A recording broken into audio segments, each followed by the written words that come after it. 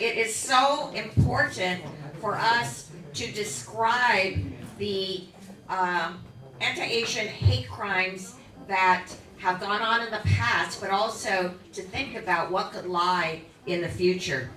And so discussions like these help to educate and mobilize our community, which is exactly why AANHPI civil rights organizations play such an important role in our community. And I am so grateful that you put together so many groups. So thank you, Anti-Asian Hate Crime Coalition.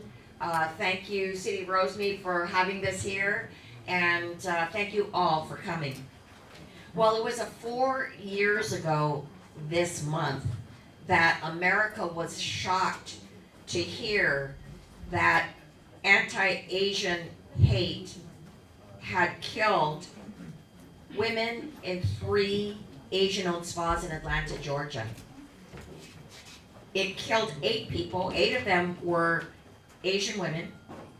Immediately after the shooting, I organized a congressional delegation to Georgia because I wanted to trace the steps of this shooter, a young white male. And I did it because the authorities at the time were saying, well, he just had a bad day. I kid you not. But what happened was we went to the place of the first shooting, and it was clearly an Asian spa. He stood at the doorway, and then he shot in and, of course, killed Asian women. And then he went on the freeway and went to another site 20 miles away to another site that was clearly an Asian spa full of Asian women. And so these two places were side by side, and he shot into those 2 spas. He clearly had the intent of killing Asian women. And there was no doubt in my mind that these shootings were a hate crime. Nothing could have been more deliberate or intentional. He shouted hate when he located these spas, and he viewed these victims as nothing more than their race and gender. But we know, in fact, I got to meet the families of the victims. We know that they were so much more. They were hardworking daughters, mothers, and grandmothers. Some were in their 50s and 60s, and one was as old as 74. And they were working hard, simply trying to support their families. Well, this was, unfortunately, not an isolated incident of the time, because what happened was that President Trump used the words China virus and Kung flu to describe the coronavirus in 2020. He fanned the flames of xenophobia. Of course, everybody was shocked because of the pandemic, and they immediately followed his intent and started scapegoating Asian Americans all across this country. Over 3 years, there were 11,500 anti-Asian hate incidents and crimes reported. They include, I will never forget the story of one young teacher who was at a Rosemead bus shelter, simply sitting there trying to catch the bus. And a man jumped out of the car and yelled racial slurs and beat him with this young man's own cane so that he lost a finger. And in March of 2022, an elderly Asian woman in Yonkers, New York, was attacked with racial slurs and then punched and kicked over 125 times. These were things that were going on all across this country. And we know that the remnants of this are still occurring. There are consequences to bigoted language when they implant an idea in Americans across this country. Well, because of this, we in the Congressional Asian Pacific American Caucus immediately issued statements, held press conferences, and started the process for legislation. And in fact, then we were able to enact a law that President Biden signed into law the COVID-19 Hate Crimes Act, and it improved hate crimes reporting and prosecution greatly. But we have to think about the future. Thanks to Republicans' Project 2025, we do know exactly what to expect from the Trump administration over the next 4 years. First, there was the terrible targeting of Chinese researchers and scientists due to the China Initiative, where many were arrested and labeled as spies for China with no evidence to back it up. And as a result, the charges were dropped, but not before their lives were ruined. Well, Project 2025 wants to revive. Oh, and I must say, of course, President Biden stopped the China Initiative, thank goodness. But Project 2025 wants to revive the China Initiative. There is the discontinuation of visas for Chinese students and researchers as a whole, just by ethnicity, despite their benefits to our economy and research community. And in fact, the GOP introduced such a bill yesterday. There's the arrest and incarceration of Chinese nationals, even including mixed status families. There is the proposed elimination of family-based immigration and other visa categories that have allowed generations of Asian Americans and Pacific Islanders to immigrate here. There is the elimination of Head Start and drastically cutting food aid that low-income AANHPI families rely on. There's the banning of farm and land ownership by legal immigrants from China. And bills like this have been introduced in a majority of states across this country, but they were even, in fact, signed into law in states like Florida, where Chinese immigrants are not allowed to buy homes within 10 miles of any military installation, which in Florida is nearly all the land over there. So, we must remain vigilant. No one should have to live in fear of indiscriminate violence against them or wrongful accusations, unwarranted racial profiling, or ugly xenophobia.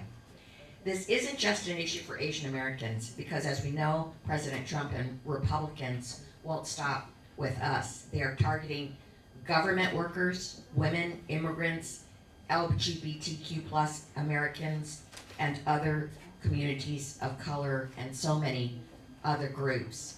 And in fact, the movement against just even talking about diversity is so extreme that at West Point, the West Point Academy, they made them disband all the student groups, the cadet groups of color, the Black, Asian, and Latino groups, but they allowed them to keep the Polish cadet group.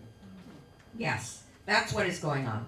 So as Chair Emerita of CAPAC, I will continue to combat these discriminatory actions and support Asian American, Native Hawaiians, and Pacific Islanders through the 119th Congress and beyond. But I want to underscore how important it is for all of us to work together, how important it is for your advocacy and community work in the time ahead. Your voice matters, and your representatives in Congress cannot do this work alone. We need your activism. So thank you again for inviting me to be here today and to hear these very important voices that you are going to hear from in this coming period today. We've organized against Trump's excesses before, and we can do it again, and we will defeat this dangerous agenda for AANHPIs and all Americans. We have fights together, but by working together, I know that we can stop hate right in its tracks and create a safer, more inclusive country for all AANHPI communities. Thank you very much.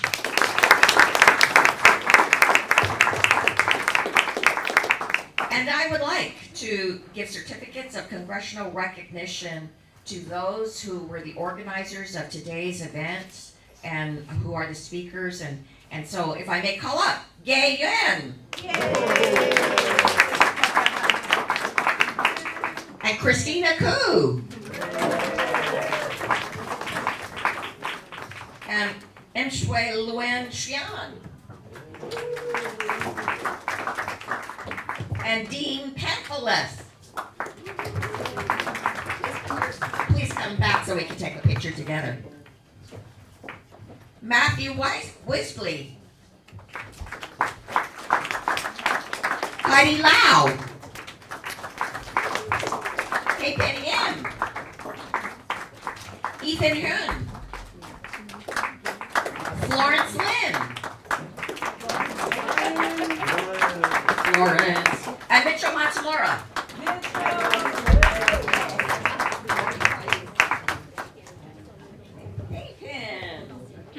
Ethan. Florence.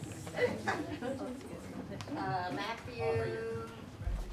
And Mitch. Okay, well. Okay. All right, look this way. 1, 2, 3. Okay. You. Before you disperse, can you like turn this way too? Okay, 3, 2, 1. Thank you. We gotta start all over again. Everybody in the middle.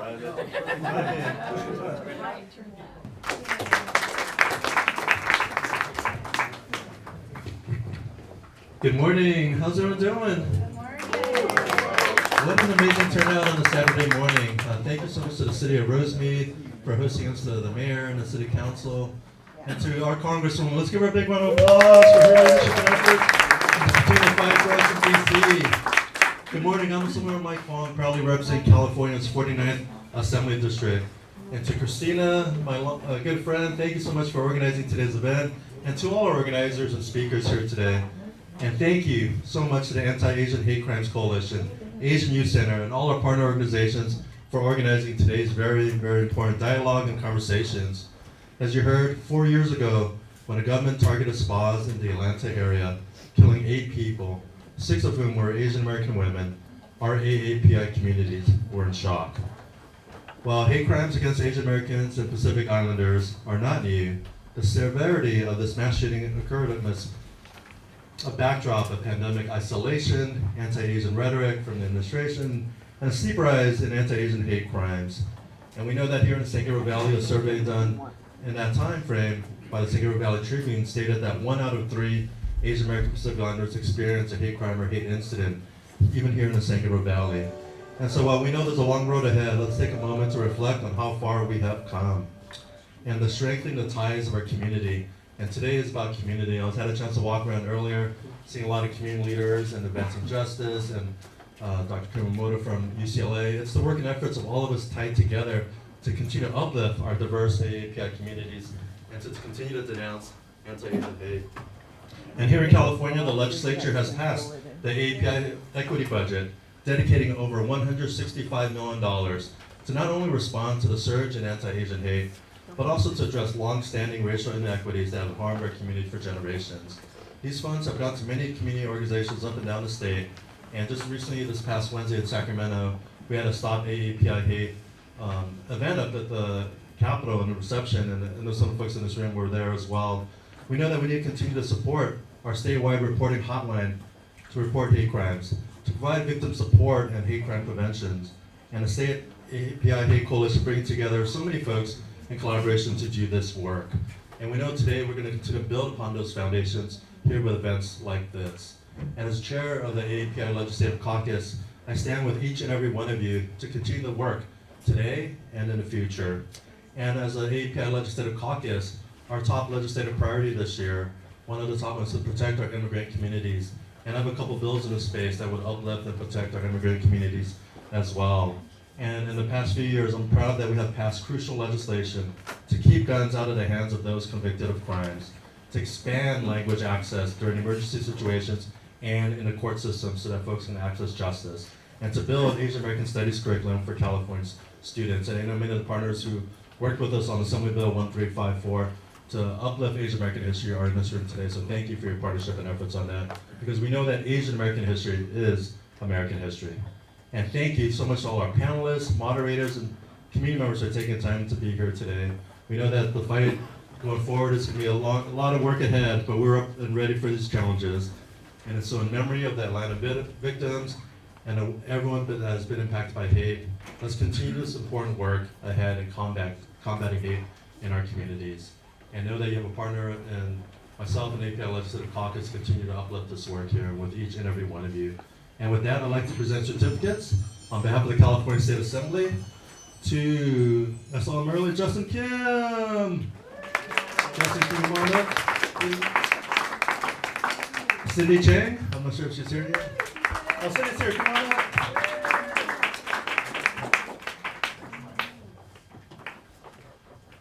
Robert Chang. John Bovinko, Mayor of Monterey Park. You get many of these, sir, but thank you for everything you did. Is Robert Chang here? Like, that's Dr. Karen Umamoto?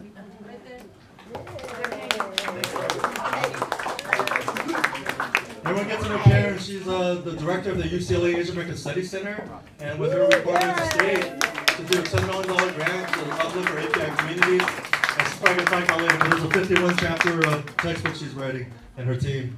Dr. Seaton Sai. Oh, I see her. Honorable Andy Yan, come on up. He's everywhere. We just did a Zoom with the California School Board, and thank you so much for everything you do. And a good friend of mine I've seen a long time, Gerald Owen.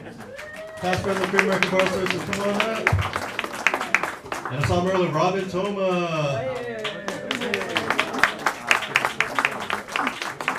And Seaton. Let's give them a big round of applause.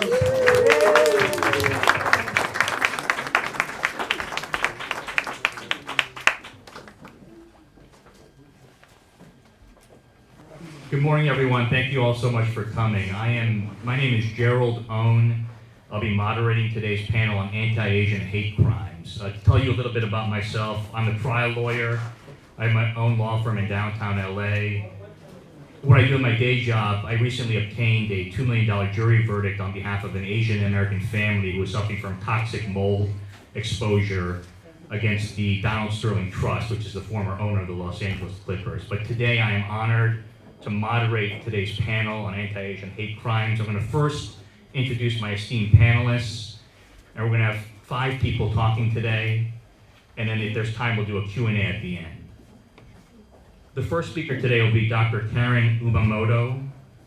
Karen is a professor of Asian American Studies at UCLA, where she is the Helen and Morgan Chu Endowed Chair and Director of the UCLA Asian American Studies Center. Karen is sitting down there. The next speaker will be Ed Choi, down to my right. Ed is a content creator focused on advocating for the Asian American community, from advocating for victims to telling our stories and accomplishments to sharing our food and culture. The goal is to normalize the Asian experience so that we stop being viewed as perpetual foreigners and model minorities in an effort to eradicate racism against our community. Heidi Lau to my right. Heidi is the Asian Youth Center Stop Hate Program Manager and former board member of the LA County DA Office AAPI Advisory Board. The fourth speaker will be Esther Young Lim, who will be here shortly. Esther is the founder and president of Through Peace, a nonprofit organization dedicated to empowering vulnerable communities through cultural competent workshops and resources. The last speaker today will be LAPD Robbery Homicide Division Detective Orlando Martinez, who also works for the FBI. He'll be speaking last. And so with that, Dr. Umamoto. Sure. Thank you. Do you mind if I just... No. Thank you all for coming today. I've been teaching for 29 years, and there's no, and one of the topics I've been teaching on is hate crimes. And I just want to be able to kind of share today a little bit of background history, some stats, but most of all, a way to think about why and how this happens and how we can prevent it going into the future. Next. So, Of course, many of you know, we've been here over 200 years, right, in the U.S., with the first Chinese Americans coming for the gold rush and the railroads. And then now we've grown to a population of 25 million, over 50 ethnic groups, and over 100 languages. But we're still only 7% of the U.S. total population. And over the 200 years, we've seen different waves, and I really want to emphasize waves, right, of anti-Asian violence. This past COVID wave is one of a series of waves. So many of you remember the 1880s celebration or commemoration of the Chinatown Massacre, right? The Chinatown Massacre was part of a whole wave across the West Coast of anti-Chinese violence. Then you had World War II, Japanese Americans, to the point where they were incarcerated, my parents and grandparents included, during World War II. And then you had various recessions and trade wars, where we had cases like Vincent Chin and Joseph E. Leto. And then more recently, the anti-Muslim violence after 9/11. So in LA County, where we reside, we've seen a couple waves, right, of racial hate crimes. And Robin Toma here is who heads the LA County Commission of Human Relations, is a partner with us. We have a hate crimes dashboard together, and they provided the data for this. But if you notice, from 2020, when COVID, right, came, that's when racial hate crimes really escalated. And if we break that down by racial groups, African Americans have reported the highest number of hate crimes. And remember, this is just the tip of the iceberg, right? Hate crimes are those hate incidents that rise to the level of a crime. It doesn't mean that all the incidents, right, rise to the level of crime. So this is the tip of the iceberg, but it shows important trends. Asian Americans are here, this dark black line on the bottom. And you see that 2020, it goes up. And then after 2021, right, the trend started to go down. This is the same trends that Stop API Hate also found, right, going up in 2020 and started to decrease a little bit in 2022. Next. One thing, though, that's really dramatic, right, because this is from 2004 to 2022, one thing that's really dramatic is the rise in anti-immigrant hate crimes. So, and that started in 2008, right, 2009, after the recession, right? Remember the recession of 2008? So this whole, and if you look at the whole climate of this country right now, the level of anti-Asian, right, rhetoric and sentiment really dovetails into anti-Asian hate.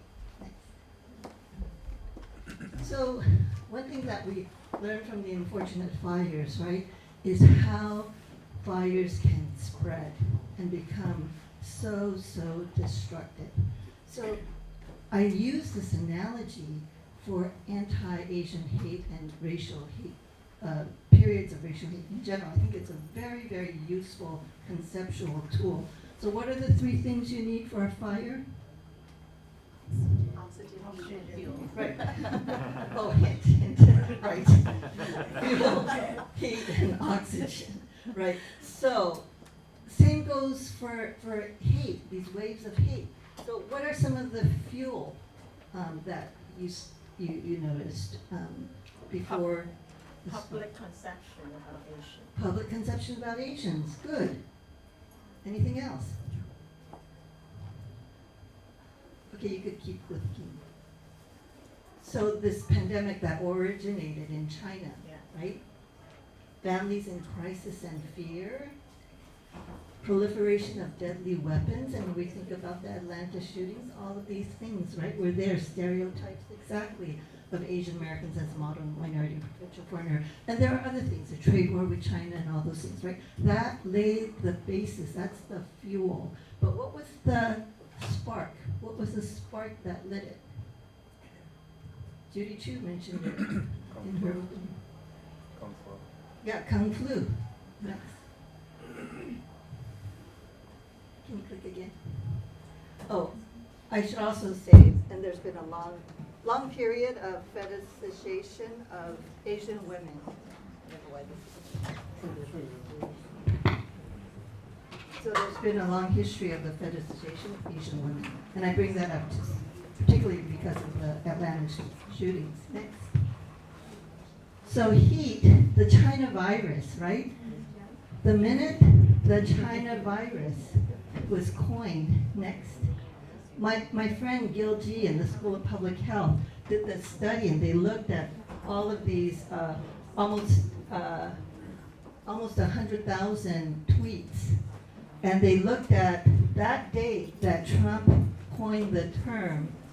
Can you, 2 clicks?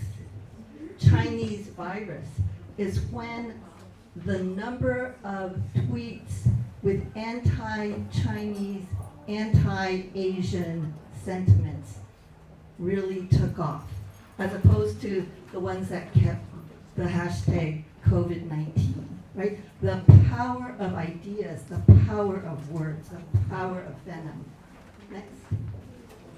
And then oxygen. What was the oxygen? How does this spread? Right? Through media, social media, word of mouth, organizations. This is an example of what I collected. I downloaded so many anti-Asian like Instagram posts.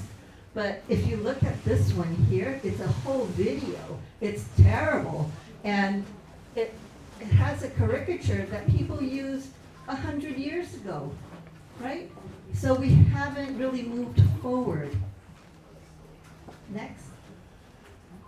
And we're caught between this image of the perpetual foreigner, right, who brings disease. That's one of the big things. This is a detergent ad.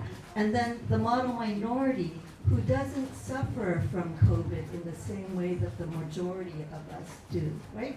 So either way, we're seen as pariahs. Go ahead.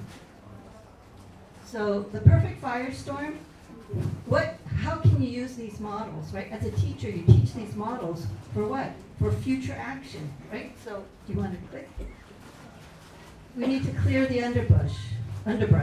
Next. Lower the heat. Yes. And shift the winds in a different direction. So what does that mean exactly? And I'm just going to throw out just some examples just to get your minds going that you could take with you to think about other ways that you in your daily life with your organizations can make a difference for the future. Next. So of course, next, there were many things that people did do, many of you did do, just comfort those right who were victimized, and that's very important, and try to turn the tide so that those who have been victimized, who have loved ones who have been victimized, join the movement against anti-Asian hate, and this is something that did happen in many communities. Next. Stand up in solidarity. This is Lynette, so those of you who are basketball fans,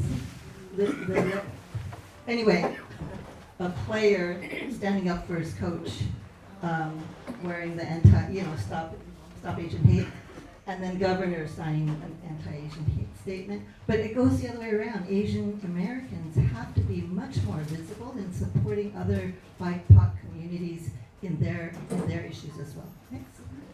And then there are many things that the LA County Commission on Human Relations, Advancing Justice, many other organizations do in terms of bystander intervention training, mediation training, and other things where you get the tools to intervene. Next. Please. And then as an educator, of course, I have taught so many classes, and I have never seen someone leave my classroom without some level of transformation. Education is really the key. So we have many ethnic heritage weeks. Now we're requiring ethnic studies as a graduation in California, thanks to Rob Bonta and others. And not only do we say Asian American history is American history, but we also say you can't understand American history without seeing it through the eyes of Asian Americans and other groups in this country. Next. So we're giving you a tool. Our Asian American Studies Center is producing a free, online, multimedia textbook on the history of Asian Americans and Pacific Islanders, thanks to Assemblyman Fong, Elmer Tsuchi, Evan Low, and others in the API Legislative Caucus, who are responsible for allocating $10 million of the state budget for this project. Because we can have all the laws in the world requiring ethnic studies, but it doesn't mean anyone will learn anything about Asian Americans if we don't have the materials out there easy for people to use. So we're rolling this out. We're looking for beta testers. So if you're a teacher or if you know of any teachers, please find me afterwards. We have three chapters ready to beta test. Next. So please, if you want to stay updated with the textbook project, to get notices when chapters roll out, we'll have 50 chapters rolling out throughout the year for beta testing with a big launch beginning of next year. Please let us know. Thank you very much.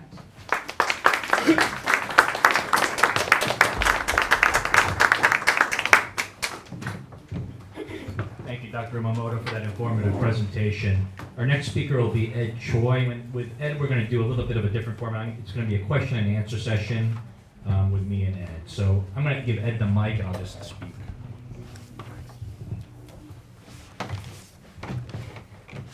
So Ed, my first question to you is, what motivated you to get involved in the fight against Asian American hate? My name is Ed Choi. I'm a content creator, mostly online on social media, TikTok, Instagram, YouTube. And the journey for me started literally because of the Atlanta spy shootings. The second day, I don't know if you guys remember this, but the second day after this Atlanta spy shootings, the media had already interviewed the shooter's pastor and was trying to humanize him, and it took almost over 2 weeks for us to get the victims' names. And it was on that second day that I was like so hurt and angry that I was like, someone has to tell these stories, because I had a really hard time not seeing the faces of my mother, my aunts, the people in my community in all those victims. And for me, watching my mother, who was a single mother immigrant, grow up,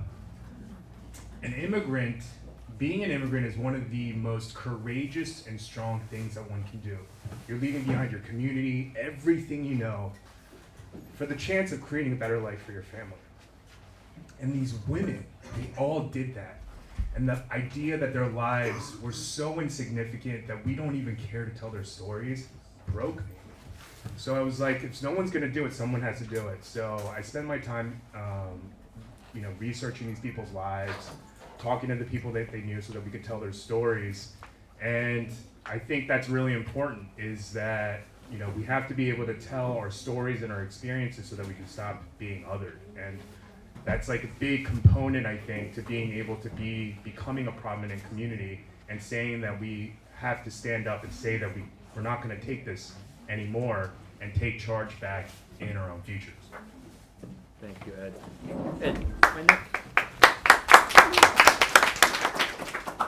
Ed, my next question is, what do you think are the root causes of anti-Asian hate, and how has historical discrimination contributed to that issue?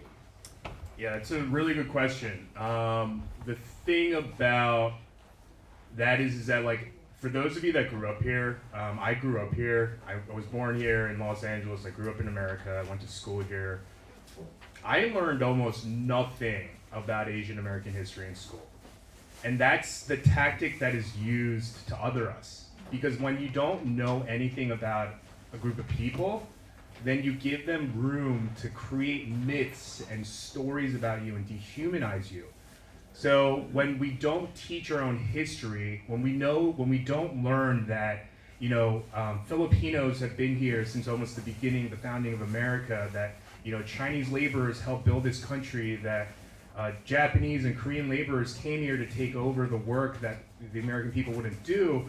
When you don't learn that stuff in school, you start to be able to tell the story of being a perpetual foreigner, that these people, they don't belong here, they have no roots here, they're all foreigners, they're all immigrants essentially, and to perpetuate the model minority myth, because when we don't know the history, the other groups, the other marginalized groups, we're not able to come together and support each other and realize that our struggles and the battles that we've been through, the discrimination that we're facing, it's the same, just a slightly different flavor, right? The tactics that are being used, the othering, the dehumanizing, all of that is exactly the same. And when we're not able to learn that, when we're not able to tell those stories, those myths run rampant. And it's the lack of education in our system that people are able to use to say things like, oh, you know, Asian people, they eat weird things, when in reality, we use garlic, onions, same spices that you do, just, you know, some of the components are a little bit different, but without that knowledge, that othering runs rampant, and that's how discrimination, racism forms, because they're no longer human, they're no longer people that you're able to relate to, they're not your next door neighbors, they're these weird, random people who, in your minds, almost isn't even a person. And in order to be able to do that, we need to be able to tell our stories, which is the reason why when I started making content, I focused purely on victims and telling their stories until someone left me a comment. They were like, oh man, I really appreciate your victim, but every time I see your face, I get anxiety and panic knowing that something horrible happened to someone. And in my mind, I was like, oh no, I don't want to be the face of doom and gloom. I don't want people to see my face and be like, oh great, something horrible happened. So I started to realize that in order to help eradicate racism, it's not just about telling our stories, but it's also about being able to show people that we have similarities, that our foods are similar, our cultures are similar, our families are similar. And I think that's a really, really big important, is to be able to tell our history from the past and from the present moving forward. Thank you, Ed. Ed, on that note, what steps can individuals take if they witness a hate crime or incident? It has to be what is comfortable for you. So, you know, the answer I want to give is step in, do what you can to stop them, but obviously that's not plausible for all of us, you know? You have to keep your own safety first, obviously, but the biggest components are to advocate and to help. There are so many stories that I've covered where because of a lack of evidence, because of a lack of video, because of a lack of photos, the prosecution doesn't even want to move forward with the court cases if the police even want to investigate. So as much as it is helpful to stop in and say, hey, stop that, stopping the people, you know, protecting the people, it's equally as important to get the footage, to get the photos, to get the pictures of the cars, to be there when the police show up, to be witnesses, to come to court. And then even if you haven't witnessed the crime, I think one of the biggest things about the Asian American community and the reason why we keep getting victimized is the lack of mobilization that we have as a community. I think that our community has a really hard time coming together. I think the Asian American community, especially from the immigrant perspective, we're all taught to, you know, just put our heads down, just work hard, mind our own business. And I think that while that does help us integrate into society, it's a huge detriment to us being able to advocate for ourselves and for us to be able to come together as a community to fight against these injustices and help them from happening. So we need to make sure that we show up to events like these. We make sure that we're showing up for victims when they're, you know, congregating and asking for legislation changes and things like that. And we need more people in government. So with all those things combined, I know it was a little bit of a long-winded answer on what you can do, but if you do witness and try to do everything you can to make sure that you're being there for your community. And I think the best way to do that is to see someone that you know, see yourself in those people. What would you want someone to do for your mother, for you, for your child? And that's what we should do. And I'm going to switch gears a little bit now and ask you, what responsibility do tech and social media platforms have in addressing the spread of misinformation and hate speech? Yeah. So that's like a pretty hot topic right now, especially with TikTok and the lack of accountability with all the other social media companies. But I think there needs to be more accountability because the way social media is built right now is that it basically rewards conspiracies and misinformation. So the way that, for instance, like YouTube algorithm is built, if you are a male above the age of like I think 13 years old, if you keep watching the algorithm on YouTube, it will 100% at some point start feeding you red pill content, which I don't know if you guys are familiar with what that is, but it's this whole hyper masculine, anti-feministic, kind of like insecurity based masculinity about like men being men and whatever.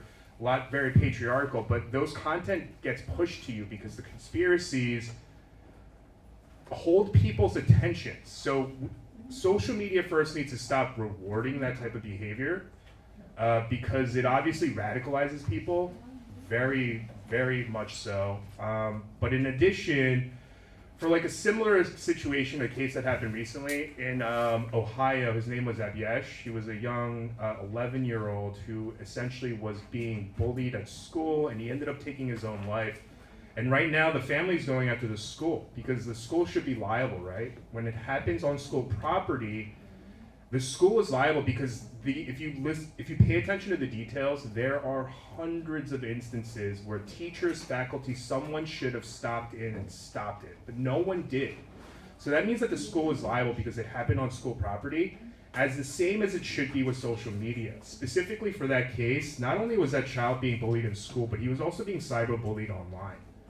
So if the school is liable for the online bullying, then so should the social media be also liable for allowing that type of behavior to not only happen, but to flourish. Because it wasn't even during his life that he was bullied on social media. As soon as the information dropped that he had, taken his own life, they were bullying him in death and laughing about it.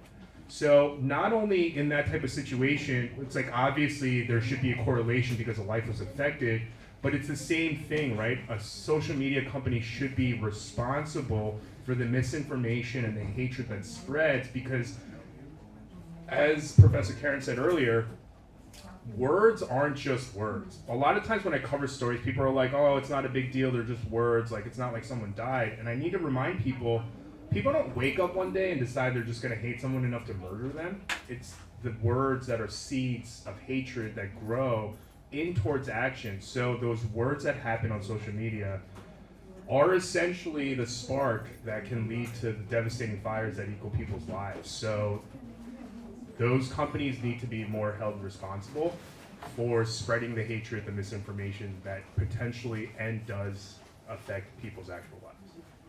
Thank you, Ed. Our next speaker is going to be Heidi Lau, who's going to speak about the important work she does at the Asian Youth Center. Good morning, everyone.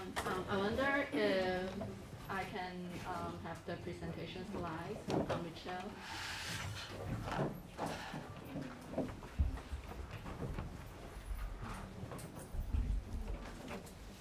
Sorry, wrong one.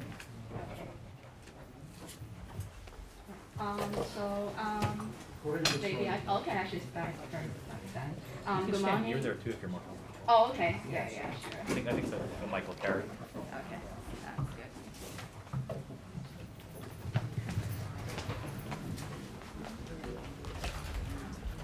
Good morning, everyone. My name is Heidi from Asian Youth Center. I'm happy to here to present the hate incident and also hate crime report, and also how AYC support the community in a local level.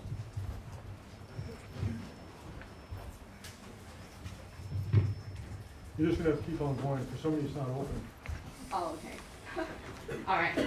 So I would like to share the community survey report that we conduct during the pandemic with Asian American Advancing Justice.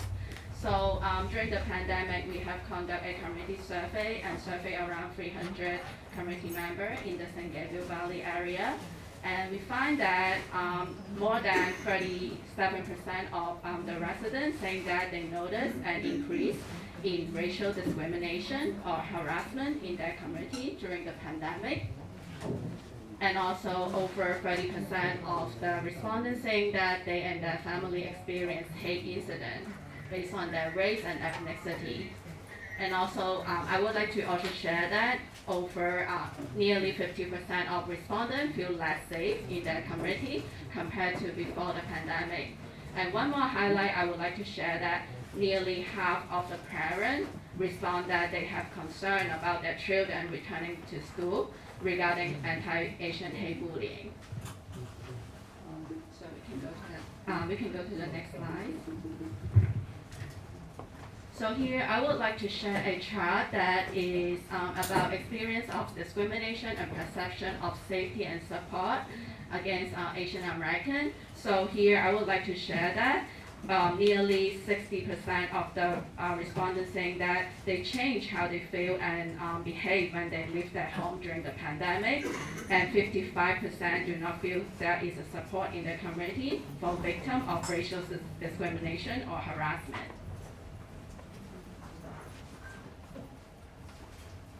We can go to the next slide. Thank you.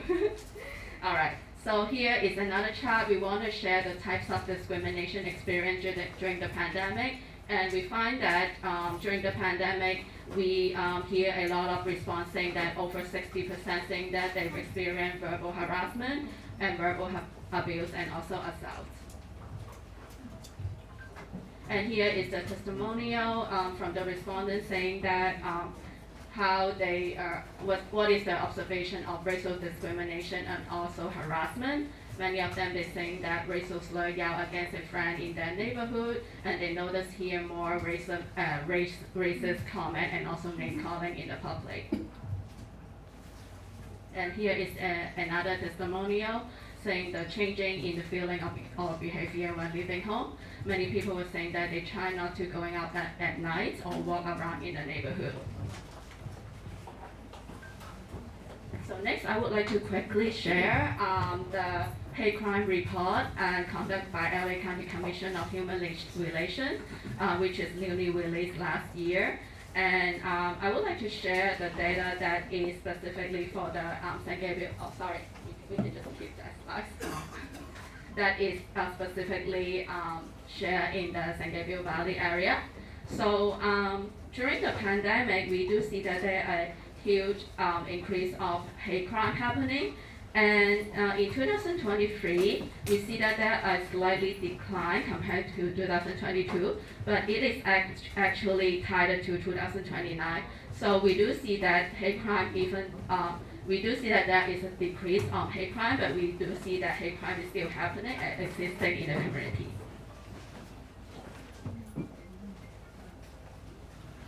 And I would also like to share that in the San Gabriel Valley area, we do see that Asian American hate crime is the second largest that we see in the San Gabriel Valley. So next, we would like to share that what AYC do to support the hate crime, support the community member against hate crime and also hate incident. So AYC, we are providing different support in the community-based level and also school-based level, including community outreach and education, cross-cultural joint advocacy, training workshop, youth development, and also arts-based cultural work. And our vision is to seeing a free from harassment against AAPI hate in the San Gabriel Valley and also in the LA County area. So during the pandemic, the first project that we do was partnering up with a local artist, Marie Naomi, and we are partnering up with her to conduct a mural project outside of our AYC office. And the mural project is mainly focusing on combating Asian hate and also promote diversity.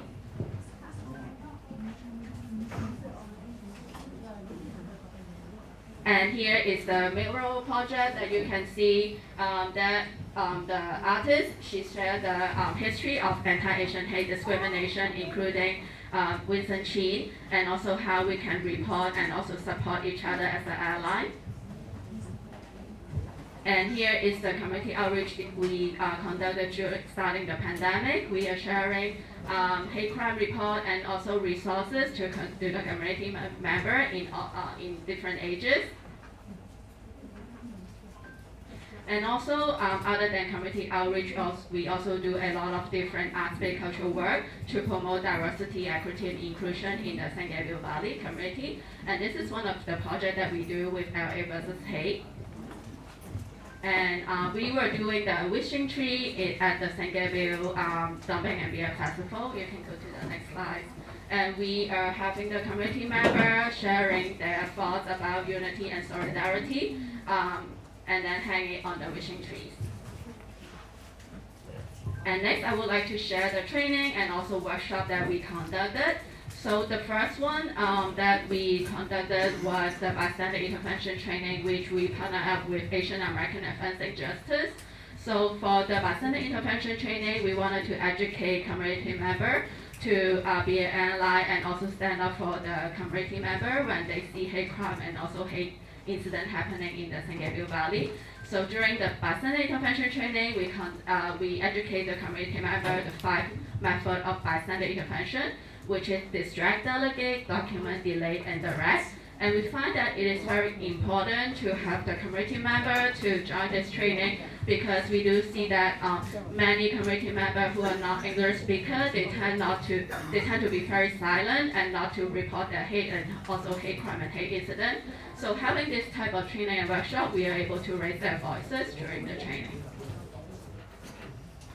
And the next one was the unconscious bias and allyship training that we wanted to educate people that what biases that we have and how we can become an ally to support each other. So we conduct this unconscious bias training at the school site at the Dream Center, which I will later on share what it is, and also in the community level.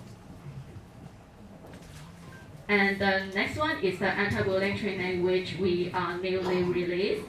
That we wanted to educate at the school-based level to the students that what types of bullying that they will see and what is the impact on the bullying, and also recognize the emotion that would trigger they to bullying the victim to bully the others.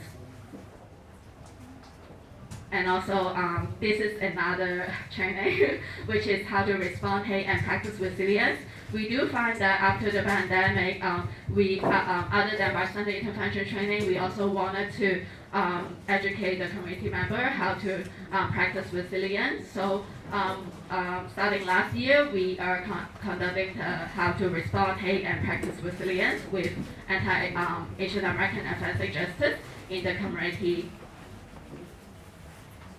And the last one is the healing circle that we conduct in the community and also at the school site. So the community member and student, they can have a safe space to share their feeling about anti-Asian hate.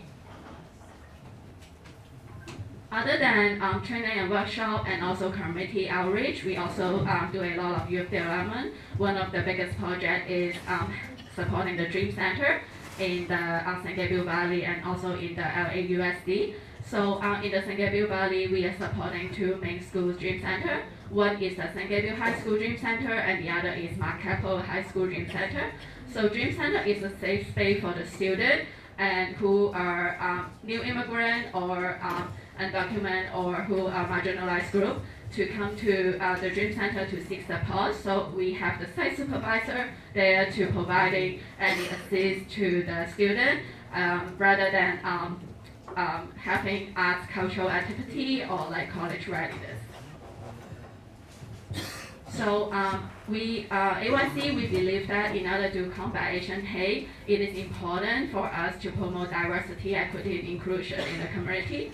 So other than the Dream Center, we also emphasize a lot of youth development in the community. So we conduct a lot of arts-based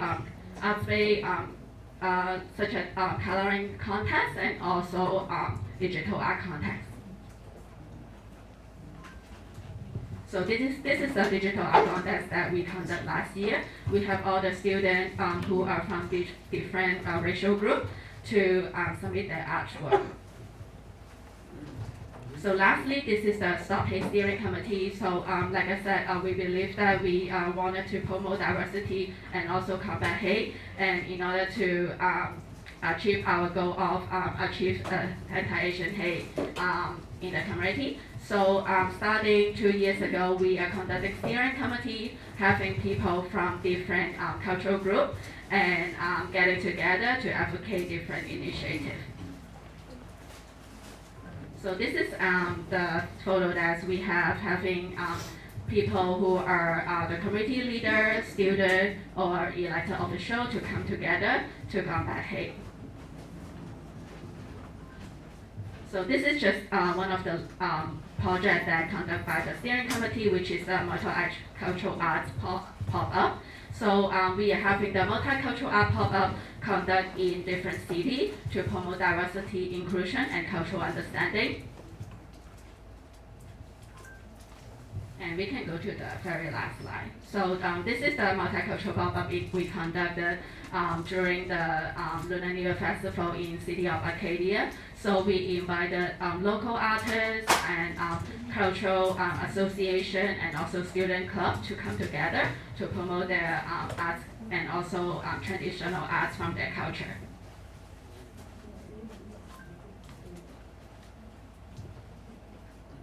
So lastly, Asian Youth Center, we love to celebrating our AAPI heritage. So every May in each year, we are celebrating AAPI Heritage Month, having the community member to come together and celebrate the heritage.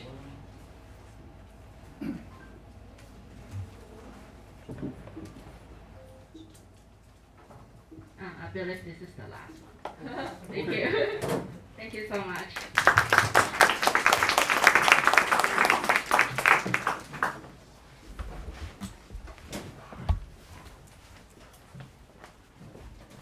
Thank you for that presentation, Heidi. Our next speaker is going to be Esther Lim, and I'm going to be doing a question and answer session with her.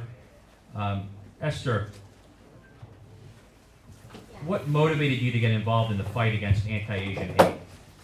So, beginning of COVID, obviously there was a lot of Asian attacks, and it happened within my friend group and my friends' parents, and I realized there was no media outlet talking about this. It was just amongst friends and social media, and I began to feel so crippling of there's nothing I can do to help protect my parents. And when I tried to talk to them about the dangers that they might face potentially because they're in their 70s and they look like the perfect victim for these hate attacks, I became very fearful. And my dad, he used to be a judo trainer, so he would train me and my mom every night while I was isolating with them. Yeah, I needed free toilet paper, so it was eye-opening. We learned to train ourselves and to defend ourselves so that we can go against these attacks, but at the same time, I thought about what is the law. If even someone spat on me, would that be criminal, and would that be charged? And so I was very curious, and I wanted to teach my parents too. So I got in contact with Orlando Martinez right here, Detective Orlando Martinez, and he told me that yes, someone spitting on you, someone else's body part going onto you is a crime. And so he also stated that back in 2019 there were only 7 hate crimes reported. And that to me, that was inaccurate because I knew so much more of incidents I knew, of hate crimes that had gone unreported, obviously. So I knew that data collection was an issue and that accurate data needed to be collected.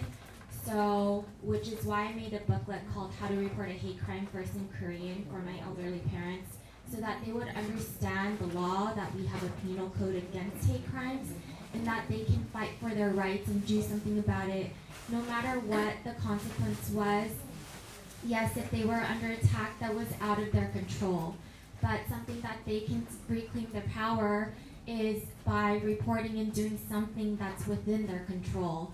So that sense of confidence really inspired them to walk with confidence in their head lifted high. They were always afraid of going to the park during COVID, turning behind their shoulder to make sure all was clear. But since my hate crime booklets have become viral, it's now expanded into 19 languages and counting. It's been distributed into 6 different states, and over 180,000 copies have been produced and distributed all around. And so I really have a lot of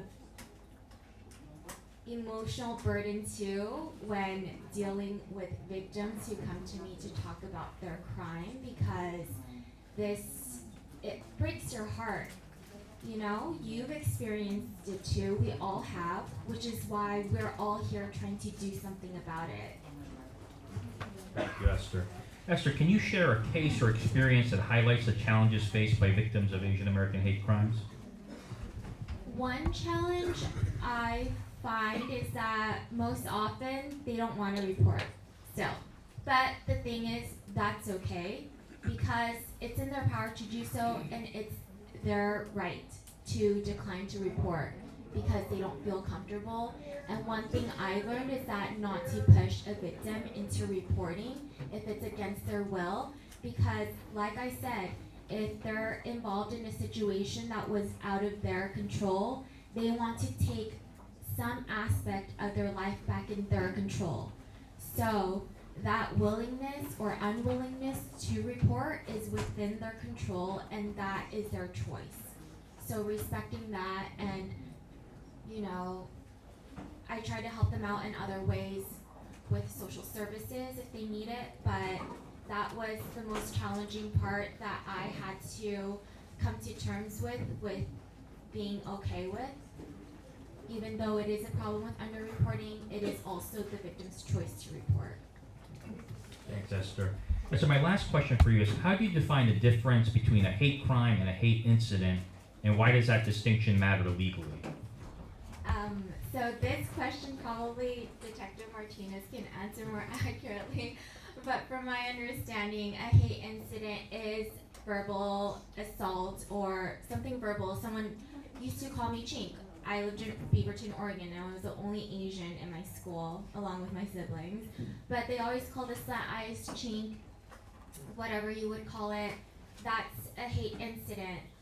What constitutes a crime is if you break the law and something that can be charged. So something like vandalizing an Asian person's car, writing Chink on the vehicle, because that is property damage. Got it. Thank you so much, Esther, for your presentation. Thank you. Our final topic today is going to be, I'm going to speak to Orlando Martinez. And Detective Martinez, could you address kind of what people can do or what we can do if we feel we've been the victim of an Asian or an anti-Asian or any kind of hate crime?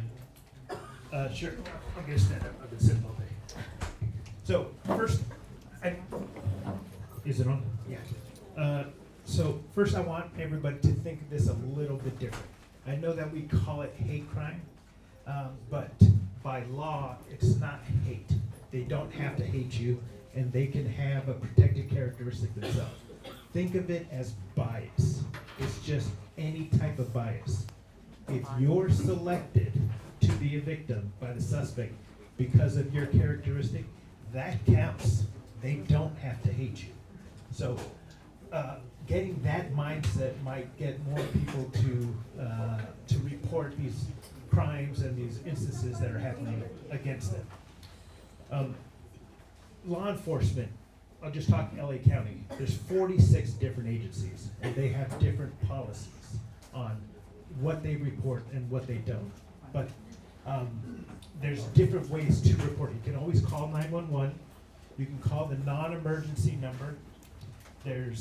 If you don't want to deal with law enforcement, it's still important to report because we can get the resources, either governmental or non-governmental, to deal with these issues, even if you don't want to report to law enforcement. And you have LA versus hate, You have 211, you just call 211 and you can report these without having to deal with law enforcement. But I want you to encourage your friends and your family to report these things, because if we know about it, we can try to do preemptive things to prevent the next person from going through it. I kind of lost track of the question, I'm sorry. Thank you, that was great. Thank you so much. We're getting close to the end of our presentation. First, I'd like to thank all of our panelists. This was a tremendous panel. Thank you all so much. And so we've heard a lot today about anti-Asian hate, but I think what we've also heard today is sort of the beauty of our own culture, of our own experience. So, I mean, there's anti-Asian hate, but I say Asian is amazing. I say being Asian American is amazing. And so you can be proud of your culture, you can be proud of your heritage. If someone does something that violates your rights, we have resources. You can file a police complaint. You can go to our great community resources. You can post something on social media, and you can also file a lawsuit. So thank you all so much.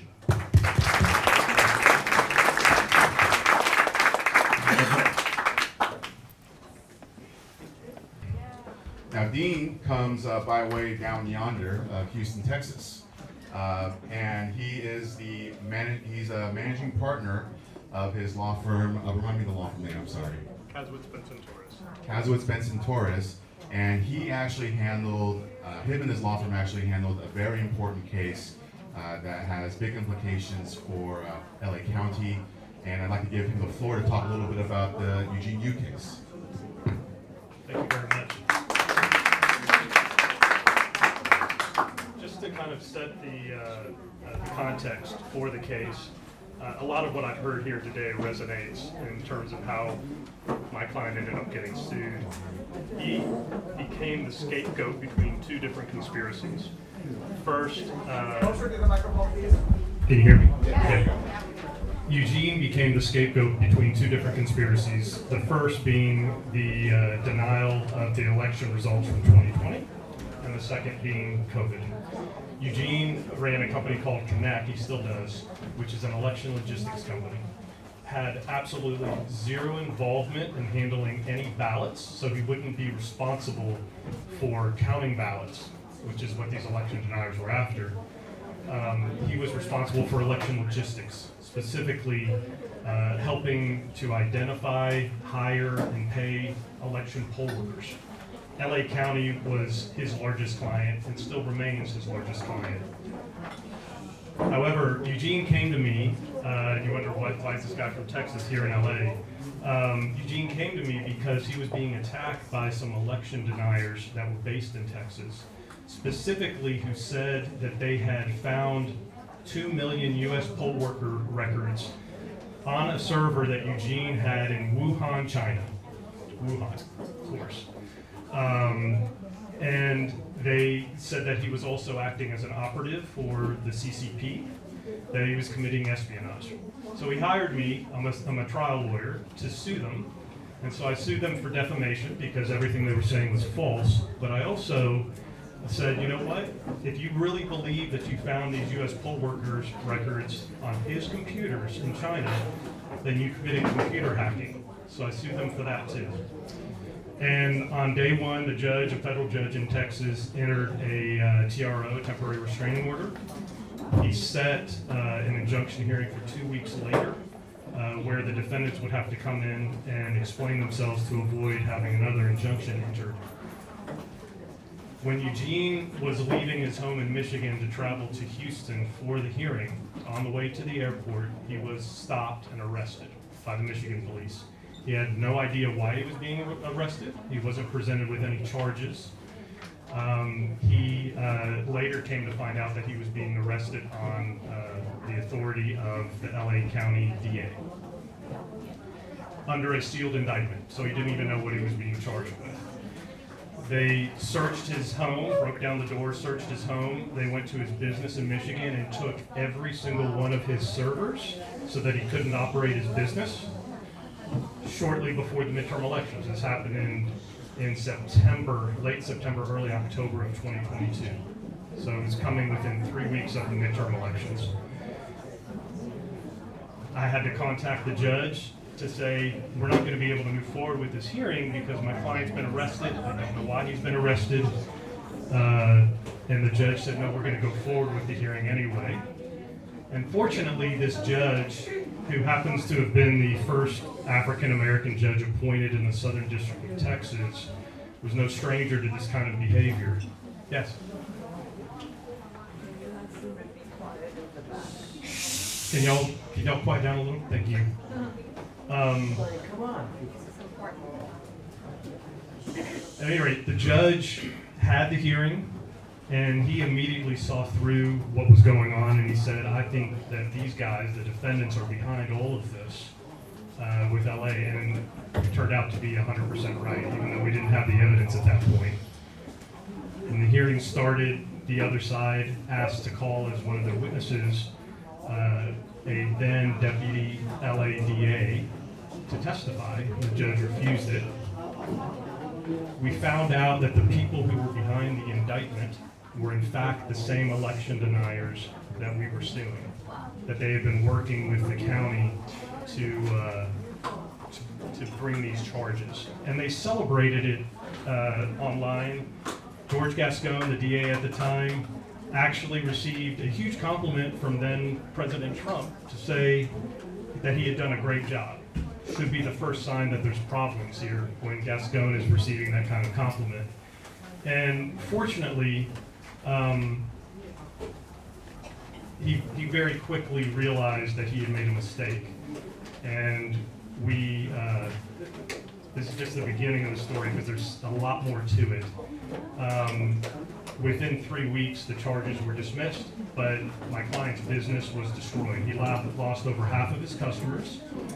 It's a politically charged environment that he operates in, and most of these counties and municipalities would not continue to work with him just because of the allegation that was made, even though it's completely untrue.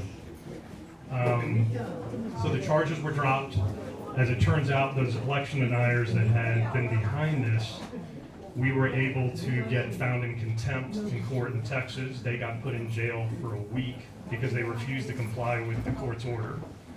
But then we turned around and sued LA County, who settled with Eugene pretty early on and paid him $5 million, as well as agreed and went into court with us to seek a declaration of factual innocence. So he was declared factually innocent by a court here.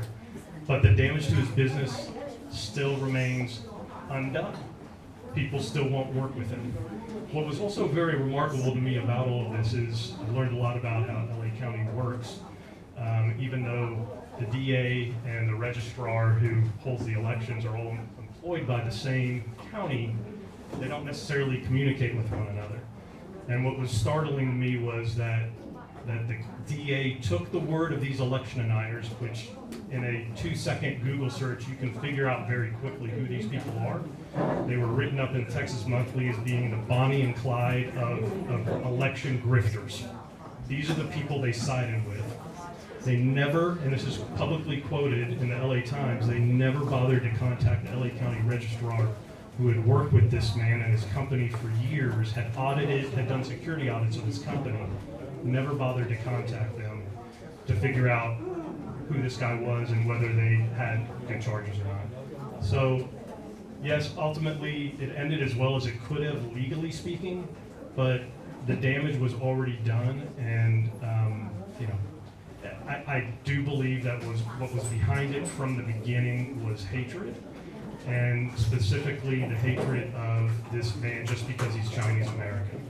They continued to go after him. He had to flee the country during the pendency of the case because he was worried for his safety and his family's safety. They went after the judge. They came after me and my attorneys as well. And I heard one of the gentlemen speaking earlier about the online hate that followed the suicide of that young man. We saw that in spades. All these people hiding behind keyboards, just spewing hatred. And I wish there was something we could do about that, because it's part of what begets more hatred. It makes it far worse. So. Well, Dean, on behalf of the community, I just want to thank you for the fight you put out there, the great result that you've got out there. I hate to see more lawyers that compete with me in California but you're always welcome back. Are we ready for? Okay. All right. Well, I'd like to welcome back to the stage Hye Pin Im, and she'll be giving a little bit of a discussion. So if I could have your attention, the gift of your attention, I'll pass it on to the President of Faith and Community Empowerment. Thank you. Good afternoon. Again, my name is Hye Pin Im, and I serve as President and Founder of Faith and Community Empowerment. Can we go to the next slide? So as an organization, we've been around 24 years advocating locally and nationally, including at the Oval Office, in terms of for AAPI inclusion and faith empowerment. Next slide. I just want to show a picture of BTS to just kind of lighten up the mood.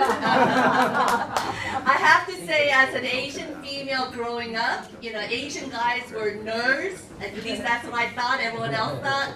I saw the light. I did marry a Korean man, but it was just really healing to see 100,000 non-Asian folks at the Staples Center shouting back in Korean language to all these guys. So, vindication. Let's go.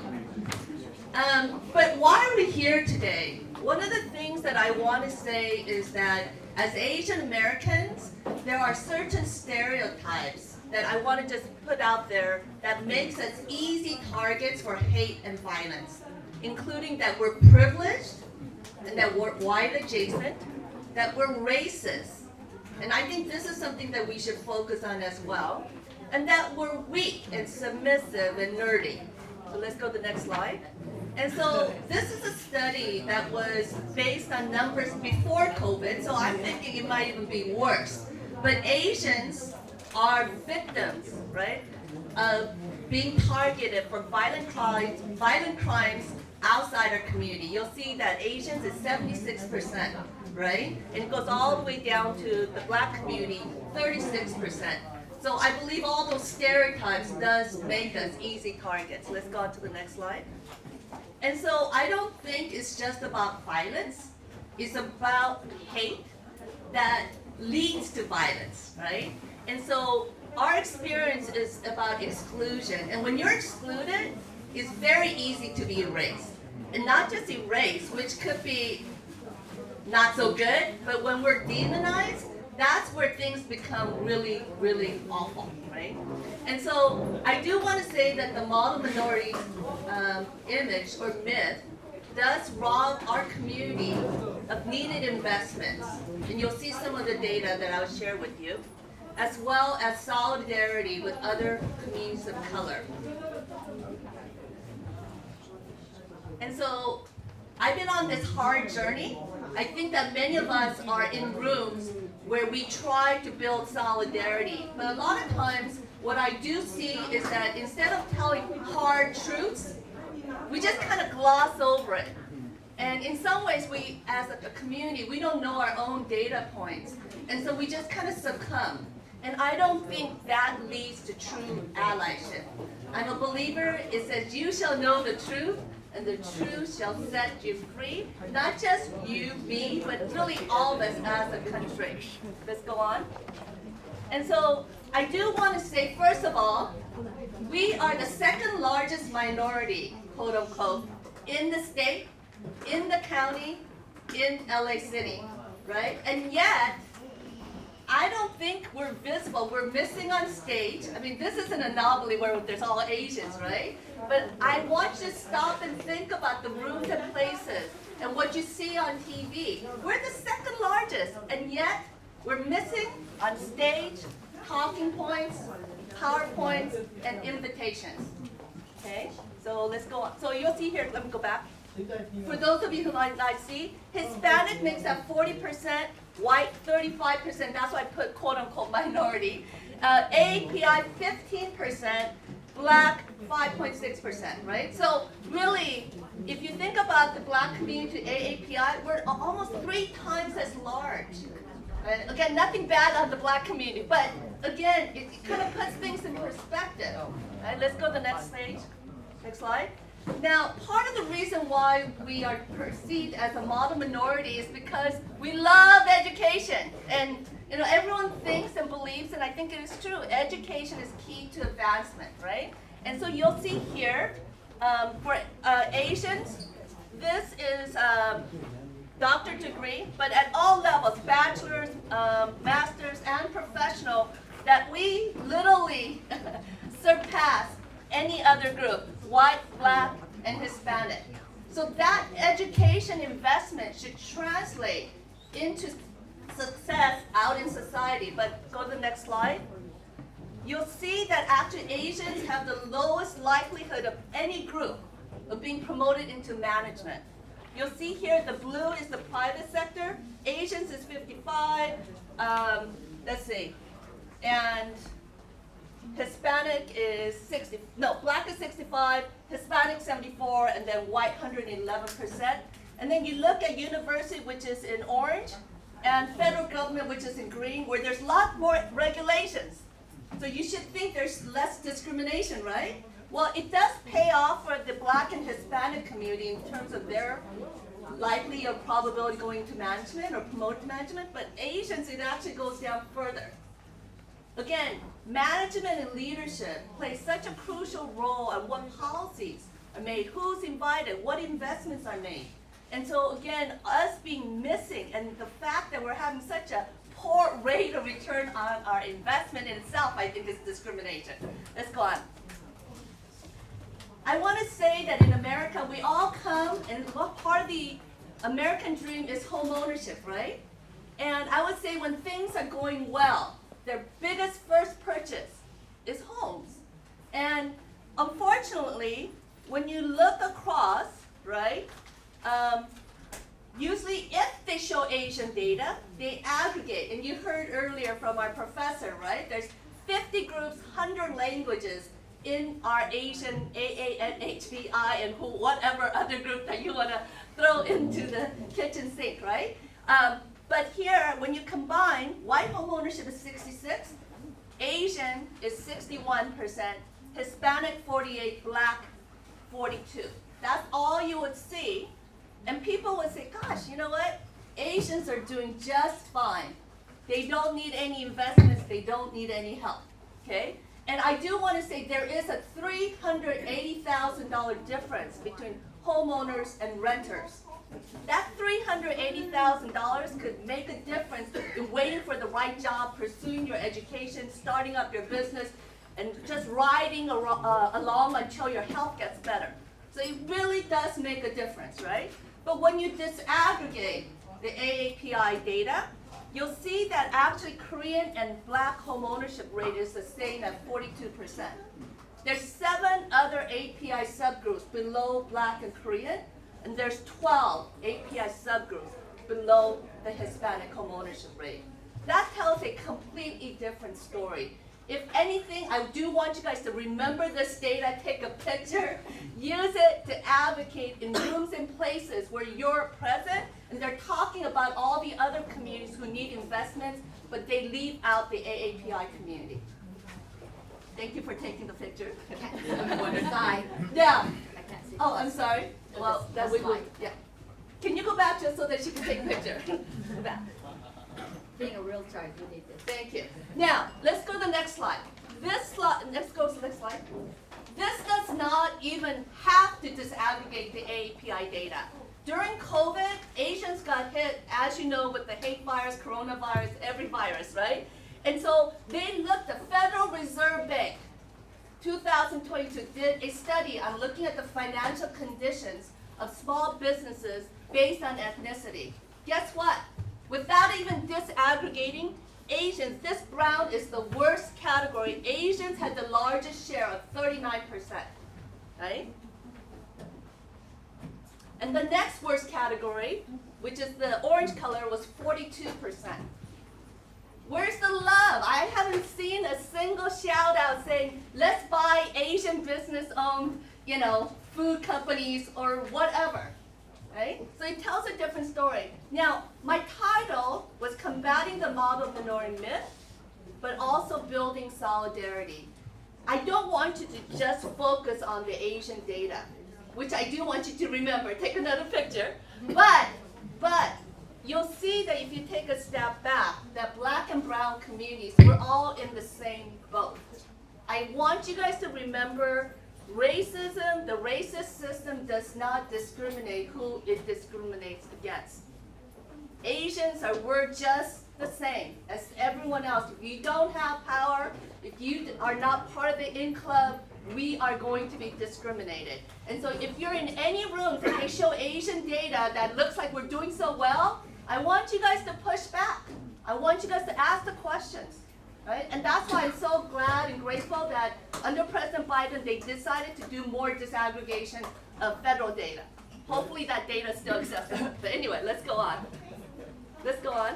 So here, with all that reduction of income, Asians had the lowest access, right, of the PPP loans. Again, why? You know what?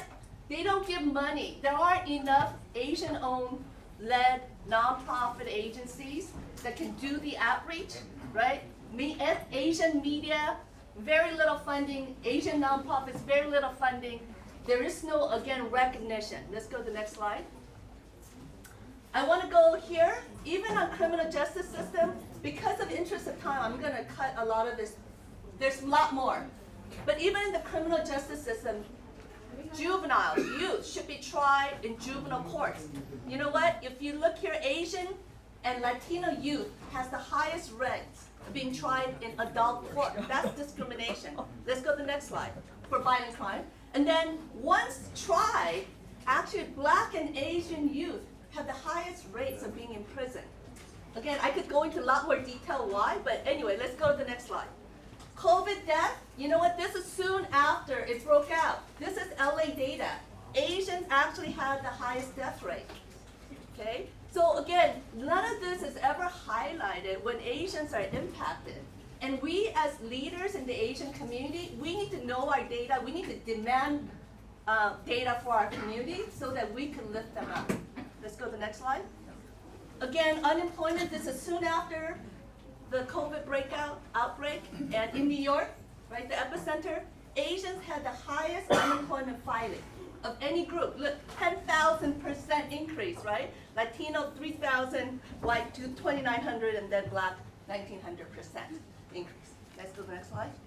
And yet, you know, again, Ambassador Susan Rice, Biden's point person for doing DEI inclusion, she said, look at the COVID crisis, which disproportionately sickened and killed black and brown people, which it did, right?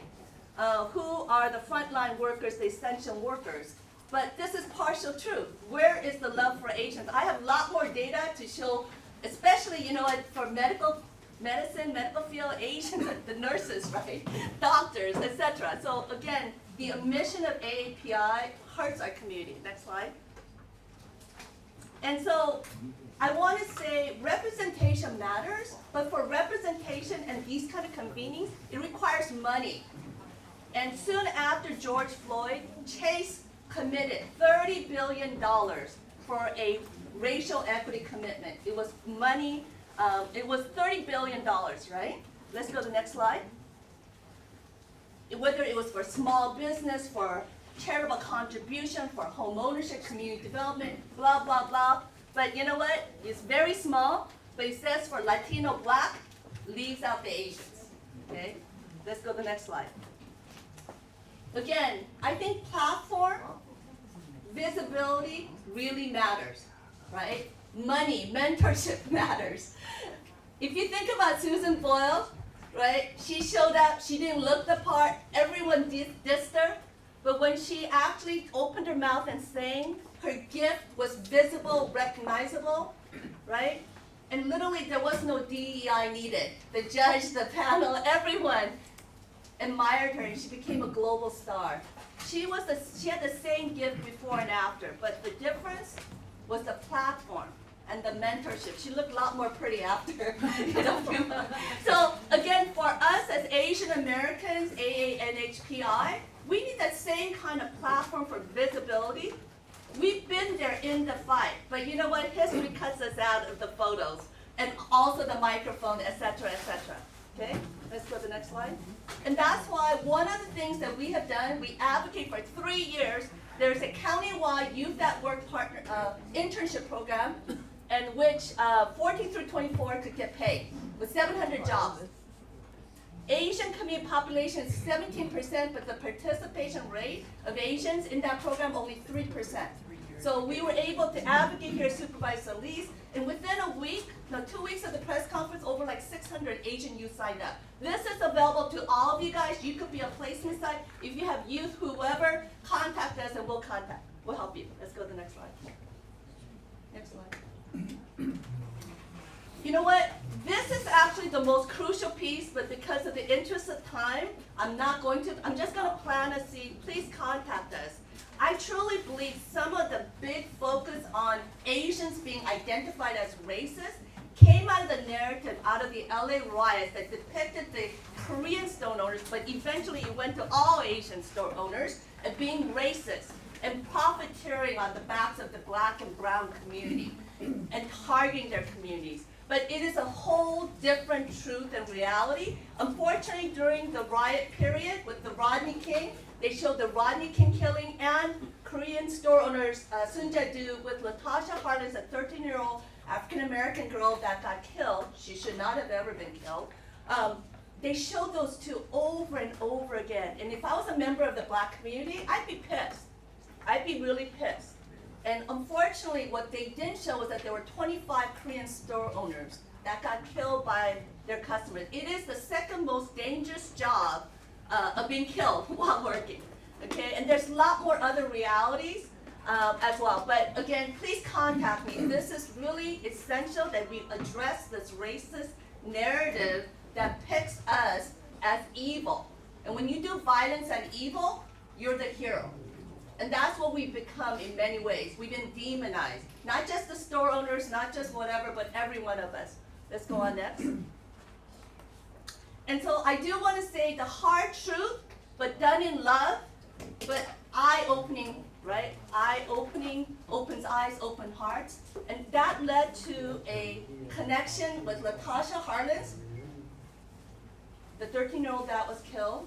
Her cousin, who heads up the Latasha Harlins Foundation, we ended up on the front page of the LA Times, telling hard truths. Let's go to the next slide. And here, Naji Ali, who was one of the activists that threw whatever, burned, Korean stores, he turned around, he called me to say, let's stand up for a Korean store owner that had been attacked and killed, right? Let's go to the next slide. We're gonna wrap it up pretty soon. I am, okay? My former boss was really harsh. He wrote an op-ed, Asian Lives Matter. When I heard it, I was really happy. Then I thought, as a friend, maybe, I thought, are you sure you want to do this to yourself? And he absolutely did. And again, a lot more story on this. It was on the LA Sentinel. Let's go to the next one. We received a public apology from an African-American leader on the 30th anniversary, City Hall. All the mainstream media was there. Next slide. And it wasn't just leaders from other communities standing in solidarity with us. We joined them in their effort. And here's Supreme Court Justice, oh my gosh, Ketanji Brown Jackson. I was invited for the signing ceremony, okay? And again, a lot more joint efforts together, invites. Let's go. So I want to conclude, okay? I think everyone knows the Squid Game, but ultimately, that game was set up so that the only way the players could win was by hurting and killing each other. And in this game, the final winners are lifelong friends. And because each are so desperate to win that prize money, they're pummeling each other to death. And when the final winner is about to enter his winning, he wakes up. He realizes that winning is going to come at the cost of his friend's life, his own conscience and integrity. He turns around. In the first season, there was a rule. If all the players agree, they can go home. He says, we don't have to play by these rules. I want all of us to wake up to the truth. First, the truth about the Asian American community and our reality.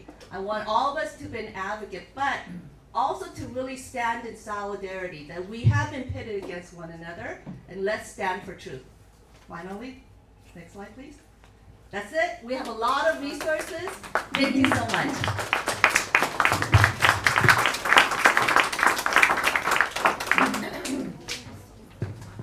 Thank you again for that great presentation. We are running a little bit low on time, but at this time I'd like to give everyone a little bit of good news. And I'd like to invite Randall Nguyen? And Win, okay. And Justin Kim and Ray Kim, who are the founders of the Plug Drink, to share a little bit of information about what they're doing in the community in the aftermath of the fires in LA County.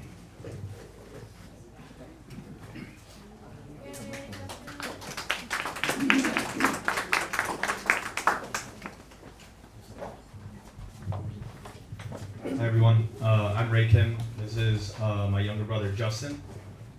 Hey everyone, I'm Justin Kim and hi, my name is Randall. I'm with the Boiling Crab. I'm here in Rosemead, so I'll let Justin kind of kick it off. But right now, everyone knows that we were all affected by the wildfires in Pasadena and Palisades. We're all from LA too, and we're obviously a little younger than most folks here. But you know, me and my brother, we run a liver health detox brand called the Plug Drink, and Randall has been at Boiling Crab for how many years? 15 years now. 15 years. He's actually the head of partnerships over there, so if you guys have any cool events, hit him up. But we all came together. We're all best friends before this wildfire happened as well, so we came together and we brought another brand in, and then I'll let my brother speak about it a little bit, and then Randall as well on the initiatives that we're taking to give back to the community as small business owners. Well, they're not small, but we're small. So so right after the LA wildfires, being born and raised out here in LA, it affected everyone in the community. And one of the things right after it happened, one of the things that me and my brother did to our best abilities was donate a bunch of masks, hand sanitizers, dog food, clothes to various different charities. And then we wanted to make a bigger impact, and we started kind of thinking with Randall as well as another one of our friends who runs a big beverage company as well. And ultimately we decided to collectively donate $100,000 to the fires. So that is going to be, I think it's going to be coming out. You guys heard it here first. It's coming out, I think, next week about it. But that was something because LA's always been our home, whether we're in LA County or the 626 in Rosemead. LA in general has been something that's been in our backyards, our businesses out here too, and everything like that. So we know a lot of friends and families that were affected heavily from the fires, and we wanted to do anything we could do on our end to give back to the community. So that's a little bit of something that we did on our part, and specifically focusing also around like the Asian community as well. So we were giving back a lot to the Koreatown community as well as the 626 community as well. Yeah. We also contributed in 3 years to the APA Toy Drive that you officiated. With Amy and and then I know Randall can talk a little bit about the foundation that we partnered up with to kind of give back the wildfire donation. So we partnered with All Hands and Hearts, and we're working on providing water towards all those affected with the fires. Also want to just say like the importance of supporting communities. Rosemead has been one of the staples for our location, so it's important. It was a nice way for us to also give back to the community. During the fires as well, we were able to provide gumbo to all the shelters. We were sending it out. The little things at the end of the day, the little things add up to make a big impact. So whatever you guys can do as well to help those occasions would make a big difference. And then I would say just like kind of wrapping this all up too, like obviously we're all Asian Americans out here, especially us as entrepreneurs, and you know, we are always trying to give back to the best of our abilities. I think us, you know, we all live in the LA area where there's predominantly non-Asians, so we always want to kind of be the younger faces kind of representing. So whether it be through the mentorship programs or any of these stuff, please do keep us, I would say, aware, so that we can kind of I would say, pay it forward to the younger generations and whatnot. And I know my brother and I, including Randall, We've been very involved with certain different associations, like for example, the Chamber of Commerce, where our father was a former president and chairman for the Korean American Chamber of Commerce. So we're here. You guys know us now. You can reach out to us. You can DM us, whatever, and feel free to explore different ideas. We get really creative. Even with the wildfires, that was us three put our heads together, and you guys are hearing it first. We'll be coming out with it in, I believe, like 2 weeks. Yeah, somewhere around there. So, and if you guys ever want to go to the Boiling Crab, this is the guy to hit. Awesome. All right, well, thank you guys. It's an amazing gift, and in the interest of time, I think the lunch hour is pretty much over. Oh, 1 minute, 1 minute? 1 minute. Oh, okay. 1 minute, that's it. Oh, 1 minute, 1 minute. Oh, okay. All right. 2 more minutes, apparently. All right. All right. Hi everyone, I'm going to introduce myself. Hi everyone, so my name is Layla Lee. I'm the Assistant Director at the LA County Department of Economic Opportunity. So, really great to meet y'all. So I'm going to tell you a really quick story because I only have like a minute or two. But essentially, I want to fast forward. So my grandmother, she moved from Korea. She migrated back in the days to Brazil with $100 in her pocket. And, she pretty much got her crate. She created her bed, her furniture, and she started from there, right, with 5 kids, not knowing the language. Fast forward, when I'm 13, we moved to America. And I also, I saw my parents as small business owners working like 7 days a week, really worrying about the next, how am I gonna get through this? And they were small business owners, right? Because that's the, not knowing English, that's the only way to make a living. That's why you see so many small business owners that are Asian as well. And that's why so many of them actually suffered during COVID-19, as Hee-Pin noted. Fast forward, 2020 happened, and I'm working as Director of Small Business and Policy for Mayor Garcetti. And I was also the same position for also Director of Economic Policy for Mayor Bass as well. But go back, 2020 happened, and then I'm having conversations with people, and I'm saying, hey, can you help the Asian community? And we're talking to banks, donators, philanthropic partners, everyone. And in the room, everybody tells me, oh no, not Asian community. They are very blunt about that. Black and brown only, not Asian. But this is what gets me. You look at the data, and I don't want to, Hee-Pin did a really great job. You look at the data that everybody mentioned on the news, that African Americans suffered, they were the first ones to suffer in the beginning. The same data later on after George Floyd showed that Asians, as they progressed, they showed that Asians and then immigrants were the ones that suffered the most, small businesses. Yet, I'm in these rooms, and nobody wants to help Asians. They, blatantly, right, say to me no. So one day, what happens is somebody tells me, somebody from my office, economic development, they say, hey, we're going to create this program, and we're going to make all these people sign up to really support hiring more inclusion, right? Like hiring people of color towards these underrepresented jobs in positions of power, etc., and also in STEM, etc., and education, etc. And then I'm reading this, and it says, only black and brown again. And at this point, I was never, I was coming from Brazil and living here. I was always race blind. I was never I never thought so much about myself being Asian, got it. But what happened is, at that moment, I called my boss and I started crying, so much, because it erased what my grandmother went through. It erased what I went through. Conclude. So I'm gonna conclude this. So fast forward, we launched a PILA in the mayor's office because I was sick and tired of just, things online saying, oh, we're here with the Asian community, but nobody was doing anything about it.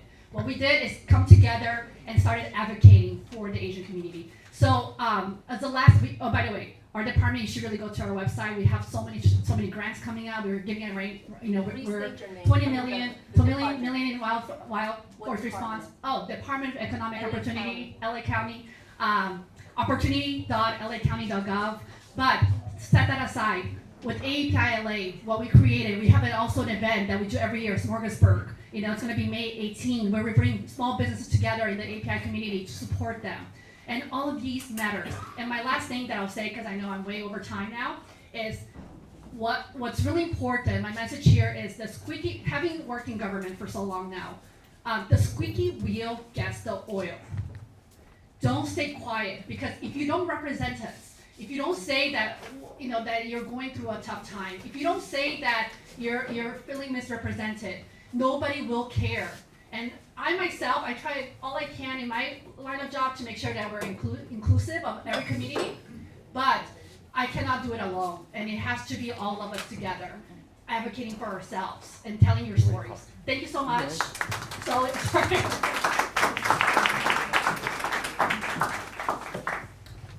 here at the Garvey School Board. We are your local school district together with Alhambra Unified. I just really appreciate the organizers for inviting me to come out here and just share a few quick words. I think I just encourage folks, I feel like a lot of my path to public service was built on the foundations of people like Dr. Yuen, Henry Lowe, Thomas Wong, a lot of folks you already know. As someone who's young and in politics, it takes somebody to help lift you up in that space, because it's tough sometimes when you're a young, fresh face coming into a space where folks have been doing it for 20, 30 plus years. And so my message to you all, or my encouragement to you all, is to seek out somebody that you can mentor, because I see a lot of folks here have probably represent a wealth of experience. Please lift up other people, support each other in this work, because I think that it's important to build solidarity. It's important to build solidarity not just amongst people who don't look like you, but also people who are younger or older than you, right? It's cross-racial, intergenerational. So I encourage you all to just please reach out. Feel free to connect if you guys need anything. I hope to continue serving this community for as long as I live, as long as I'm able to, and I hope you all will join me in that effort. So thank you all so much. Thank you so much. First, I'd like to introduce Robin Thoma. Robin is the Executive Director of the Los Angeles County Commission on Human Rights. During these chaotic times, from the pandemic years to today, much of his current work and that of the Commission has been focusing on collecting and reporting data on hate crimes and hate incidents, and also in designing and implementing programs that address the hate that surrounds us. Because in addition to collecting data, we also want to actively be able to see what we can do as human beings to address these issues. Under his leadership, the County Human Relations Commission have been instrumental in publishing the county's signature annual report on hate crimes.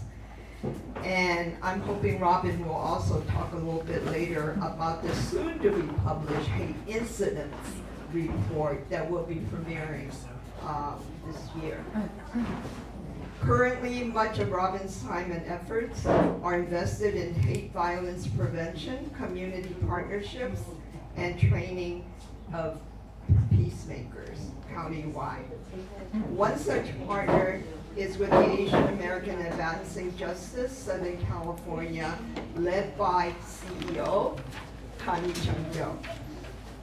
Connie Chung-Jo is Chief Executive Officer of Asian Americans Advancing Justice in Southern California, and is the nation's largest legal and civil rights organization for AAPIs.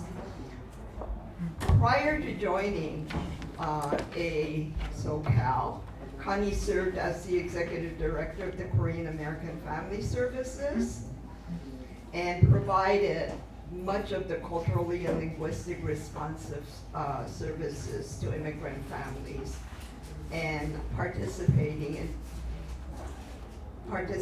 of those who are struggling with mental health and domestic family violence and acculturation issues. Connie is a public interest lawyer representing clients in fair housing cases, immigrant rights, reproductive rights, post 9/11 racial profiling, and many, many, many more. And Connie received her JD from Georgetown University Law Center. The format will be, hopefully we'll have the time, the format will be to ask our panelists 3 questions, and hopefully there'll be through their answers, they'll be able to guide the audience in a better understanding of civil rights, of human rights, and the impact of those rights and many other rights have, and especially in terms of what's going on in this chaotic world today that we're living in. So I'll ask 3 questions, and then after my questions, if we have time, I'll open up to questions from the audience.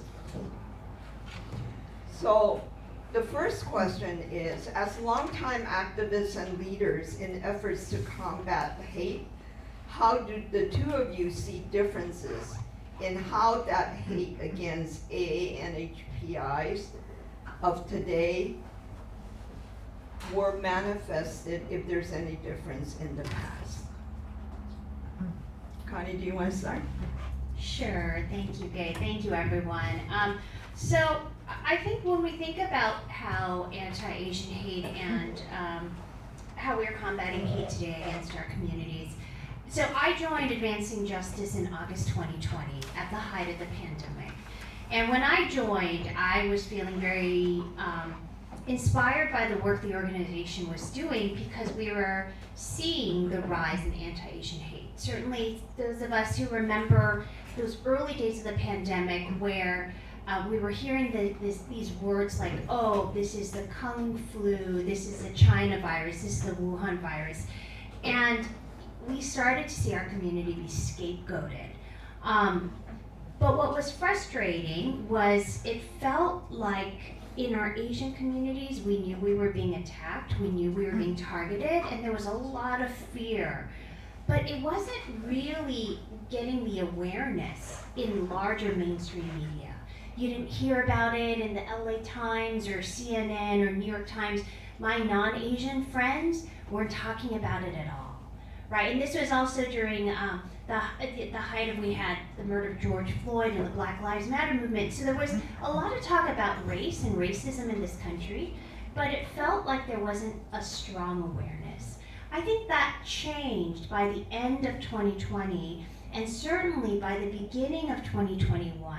You start to see news covering Asian Americans being attacked, being murdered, and then I think the height of it was the Atlanta spa massacres. But remember, even after the spa massacres, it took a couple days before law enforcement recognized that this was a hate crime. Remember the Georgia police were saying things like, yeah, he was having a bad day. The shooter, we don't think it was hate motivated, even though we had a series of Asian American women from 2 different Asian spas who had been purposefully targeted. So I think what I see between then and today is there is a heightened awareness and understanding of what is anti-Asian hate. We understand that term now. People talk about it and people acknowledge that Asians were targeted, that racism against Asians does occur, because I think for a lot of people they felt that that wasn't actually true. And I think we see more appetite by our community of Asian Americans to say, we won't tolerate it. We are going to speak out. You know, groups like Stop AAPI Hate reported over 11,000 hate crimes and hate incidents into their database all over the country. And people realized, oh wow, this really is happening in big numbers. And I think our community felt motivated to say, we will speak out and we will share when that's happening, because it's only by reporting it that the rest of the country acknowledges that it's happening. If we suffer in silence, then people just assume nothing is happening to us. So I think we were able to see some of those changes. I will say that we also saw some policy changes in things like, certainly Robin and LA Human Relations Commission created the LA versus hate model that was so important to work with city, county, different electeds and nonprofits and schools and youth to create an infrastructure around addressing anti-Asian hate. With law enforcement, we had LA Police Department and LA Sheriff's Department saying, we collect reports and we will respond both to anti-Asian hate crimes as well as anti-Asian hate incidents. Now the difference is an incident is a hate-motivated action that doesn't rise to the level of of a crime that gets persecuted. So a hate crime would be like the Atlanta massacres. If somebody were to come up to you and say, go back to your country, or call you a racial slur, that might not rise to the level of crime, but it is certainly an incident. And what we heard clearly from the police department and the sheriff's department is those hate incidents, they are ones that we collect and we document and we report out. And that's so important because groups like LA Human Relations Commission use that for their report. I will say that we didn't always find in practice that they were collecting that as they said they would. So we ended up, our organization sued the LA Sheriff's Department because we had gotten a series of complaints about one Sheriff's Department office down in the South Bay where residents were being harassed and bullied by a particular white neighbor who would run around calling them, all the Asian Americans, communists. He would brandish a weapon, a knife. He did attack people. He did bully people. And he was just going after the Asian neighbors. And there were dozens of people who reported to the sheriff's department. And the sheriff's department said things to them like, oh, well, maybe don't walk your dog in front of his house then. Go to the park. They said, just avoid his house. And they said, call this number, and the number would be like a voicemail, and it would go nowhere. So we heard about this, and we ended up suing the sheriff's department and saying, what are your policies? How many Asian hate incidents and crimes do you in fact have? And we found they were very resistant to sharing any data, and what they shared was that they had basically nothing. They said they didn't have any. And so what it means is it's one thing to have the policy, it's another thing to have the practice. And to develop the practice requires continuous advocacy to say, you need to train your officers culturally that if somebody is going around calling people a communist just because they're Asian, then you need to know that's a hate incident. It is not the job of the person who's complaining to say this is a hate incident. You should be able to recognize those on yourself. And you should be not saying, I think sometimes our law enforcement feels overwhelmed by the paperwork and the extra work, but that this is a priority. It is important that we track this information, even if you're not going to be able to arrest somebody, even if you're not going to be able to later take it to the city attorney or DA to prosecute it. It's still important we capture it and our community feels seen and heard and responded to. I think the last thing I will just mention is I think as a community we realize that when anti-Asian hate impacts us, we are part of the system that gets mistreated, and that racism impacts us the way it impacts other communities of color. And I think it's an important opportunity for us to not be invisible, but it's also an important opportunity for us to say, how do we work with other communities of color? And say, let's all come together and say racism is not tolerated in this country, not against us, not against Latinos, not against blacks, not against others. Because no one of us has enough power to fight the system on our own. But collectively, I think you saw in Hate-Pin's data, we make up the majority of LA County. We also make up the majority of the city. We have more power when we do this together. Thank you, Connie.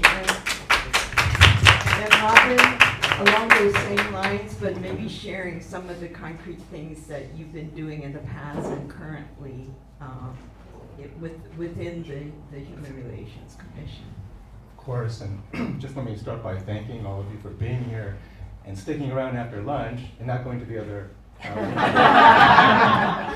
I really do appreciate the fact that we're gathered here because, what you have heard today is that this is nothing new. This has happened to us before, and one of our challenges as a community is to come together and to be visible and to be empowered to, with data, with an understanding of what's happening, to act on it. And so I hope that that's the end result of our work today. But since I am older, I can go back even farther than Connie about looking at the history of our work. I mean, I think back to my earliest days in college when the Asian American movement really had built off of the civil rights movement in this country, which everyone knows is such a critical moment in our country's history, led by the African American communities, Martin Luther King, and so many other allies that came together. But that really empowered other communities to do the same. And so that was the start of the civil rights movement in the 60s. But I think about Vincent Chin. His murder was one of the pivotal moments that really helped our Asian American communities understand that we are really together on this because we are seen as one. Because of the ignorance of many people, not distinguishing among Asians, Vincent Chin targeted because of anti-Japanese sentiment and murdered. And of course, we have seen that ever since. Whenever there has been a movement, a wave, as Karen Umamoto was saying, of anti-Asian hate, it's affected all of us. And so that's really an important point. I think that the other part that I reflect on is that, I think all of us grew up, I knew I grew up being called a chink, all sorts of different epithets, and my day was being also targeted for having to spar with martial arts, even though I had no training, because Bruce Lee had basically become the figure that helped to define the stereotype of the Asian American male. But that kind of stereotyping has evolved, and we are now in a time when I think there's a much greater awareness of the fact that Asian Americans are part of our fabric, and I certainly can see that today. But at the same time, we were fighting against the normalization of stereotyping and hate. And we have done that historically with our data, with our hate crime report. And one of the problems was, quite honestly, is that Asian Americans underreport hate crime like many other groups, but in a way that I think is potentially puts out the misconception that Asian Americans aren't targeted for hate. That changed during the pandemic, and I think that's something to be recognized and be grateful for, that there was an awakening that we needed to speak up. And one of the important points I need to say is that today, unlike most of my lifetime, when I heard someone say something to me that was clearly racist, telling me to go home, or referring to me with an epithet, or just all sorts of stereotypes that we're constantly exposed to, now we actually have a system here in LA County that we helped create that says it matters when you get exposed to that kind of hate. It doesn't have to be a crime. And we don't want you to figure out whether or not it's a crime. You can just report it to us, not law enforcement. You can come straight to us and we'll help you figure it out. Not only that, we're going to help you because what you may be experiencing may not be a crime, but it doesn't mean, first of all, that any laws weren't broken. We have civil rights laws in this state, in this country, that you can take action on. Recently, a couple of street vendors were viciously attacked by a guy wielding an axe with anti-Latino, anti-immigrant hostility, destroyed their carts, and he actually was taken to court by those victims who got $2.8 million in judgment against him under the state's civil rights laws, not criminal laws, civil laws. And these are really amazing laws that are underutilized in our state. So that's a difference from where we were 20, 30, 40 years ago, is that those tools are there and we're utilizing them more. But the other thing is that we actually know about what's really happening in a way that we didn't know then. Because so many of our community doesn't report to law enforcement. Through LA versus Hate, we have become now the third largest source of hate crime reporting to our countywide report, exceeded only by the LAPD and LA Sheriff's Department. That means, Rosemead, San Gabriel, any of these police departments don't produce as many reports as LA versus Hate. And that's so important because it's actually showing something that I think most people today haven't commented on, which is that even Congressmember Chu talked about the fact that sort of the anti-Asian hate period was sort of in the past.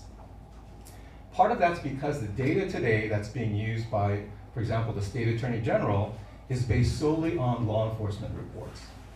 And we've opened it up to really hearing not only from our community partners like AJ SoCal, like AAPI Equity Alliance, like many of the organizations, Asian Youth Center, we directly work with as well. But we're letting people report it themselves straight to laversushate.org or 211. And so what we're seeing, which has not been commented on today, is that we are seeing that we're at the point, the same height of anti-Asian hate that we were during the pandemic. And that's 2023 data. I can guarantee you that 2024, which we're working on crunching right now, is going to show an increase from that. And so we're at the highest level ever reported of anti-Asian hate crimes. Gay wanted me to comment on our hate incident report.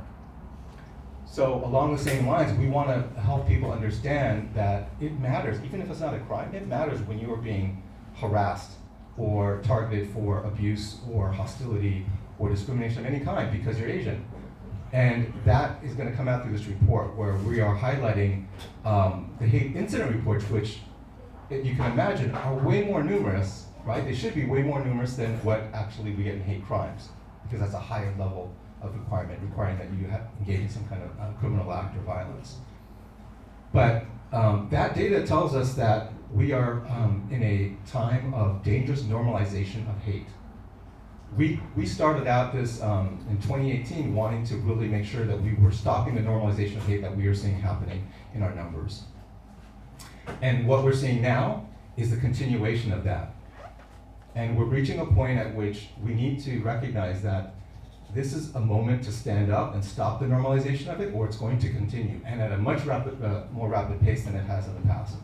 Because we now have not just maybe the common fear of the pandemic and the association, the false association with Asians, but now we also have direct policies that are targeting diversity, equity, and inclusion, which is threatening the Asian American education programs that are out there, ensuring that there's Asian American history is part of US history teachings.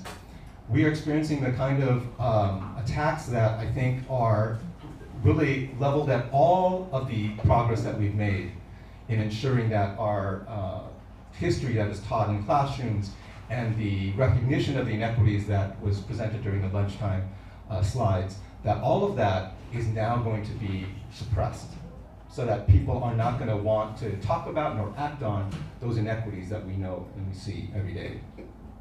So I think that this is the big difference, going back to the question, what is different today, is that we are, I think, in a much more serious situation than we've ever been, because we have a federal government that is clearly targeting what we're doing in a way that they have planned in advance and are carrying out with a very rapid pace. And they're really trying to hit so many different communities at once that there's a danger, going back to what Connie said, of us all kind of defending our own communities and forgetting that we are all being targeted. That rise in hate crime that's historic in LA County is happening to every single minority group. African Americans, Latinos, the Jewish community, the LGBT community. This is something that is really a broadside attack on all of our rights.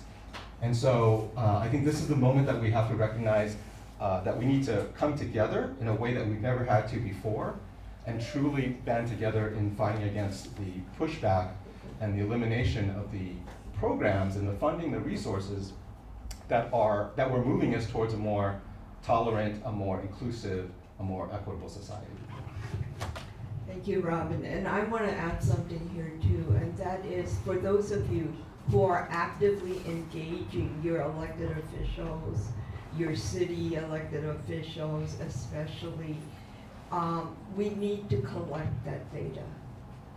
And one of the committees of the Human Relations Commission is a transformative justice committee looking at many, many different areas of what crimes are, how criminals are treated in the county. But one important study that that committee asked for was the reporting. What cities report what kind of data when it comes to hate crimes or hate incidents?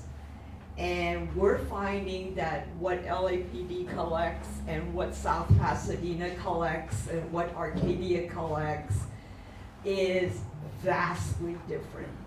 And some will collect very in-depth data that gives us a good idea of what's going on in their city, and others are just kind of blowing it off, right? And especially now where it's so hard to prove something is a hate crime, then the commission found it important to look at and collect data on incidents.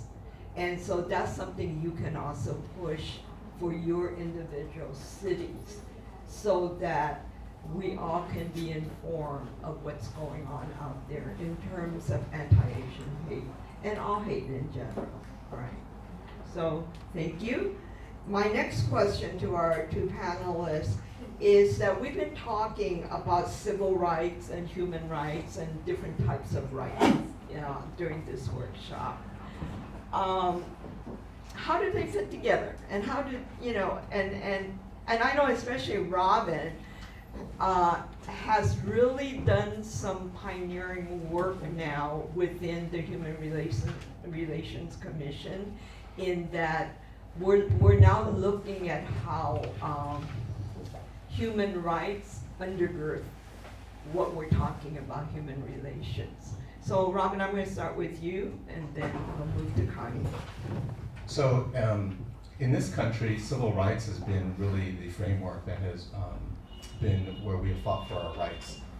But actually in the world over, it is human rights. And that has been really the framework that's built since World War II.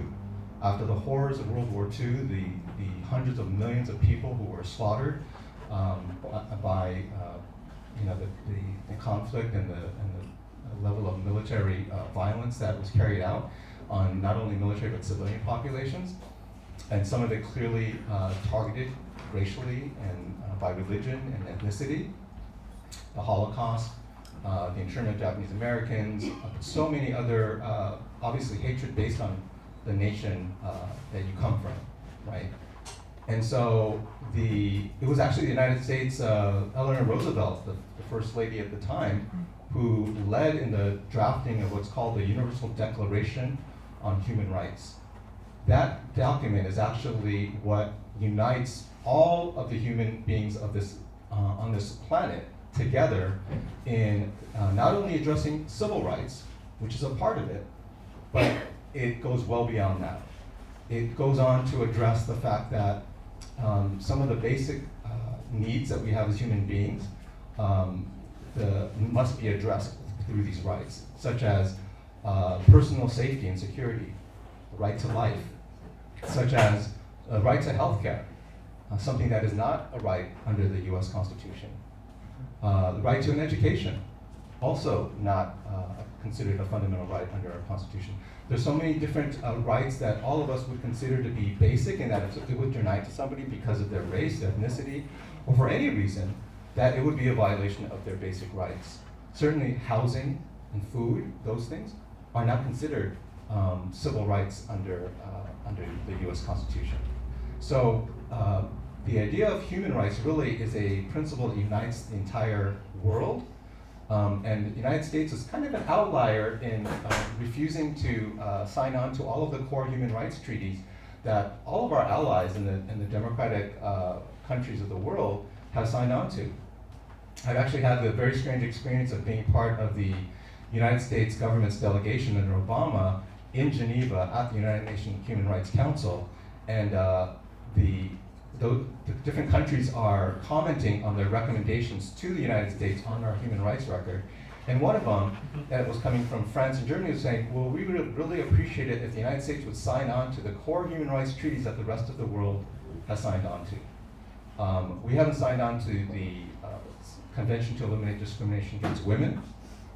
We haven't signed on to the Convention on the Rights of the Child. We haven't signed on to the Convention on Economic, Social, and Cultural Rights, something that would protect, for example, language access. All of these things, the United States has its justification for not signing on to it, but we are an outlier.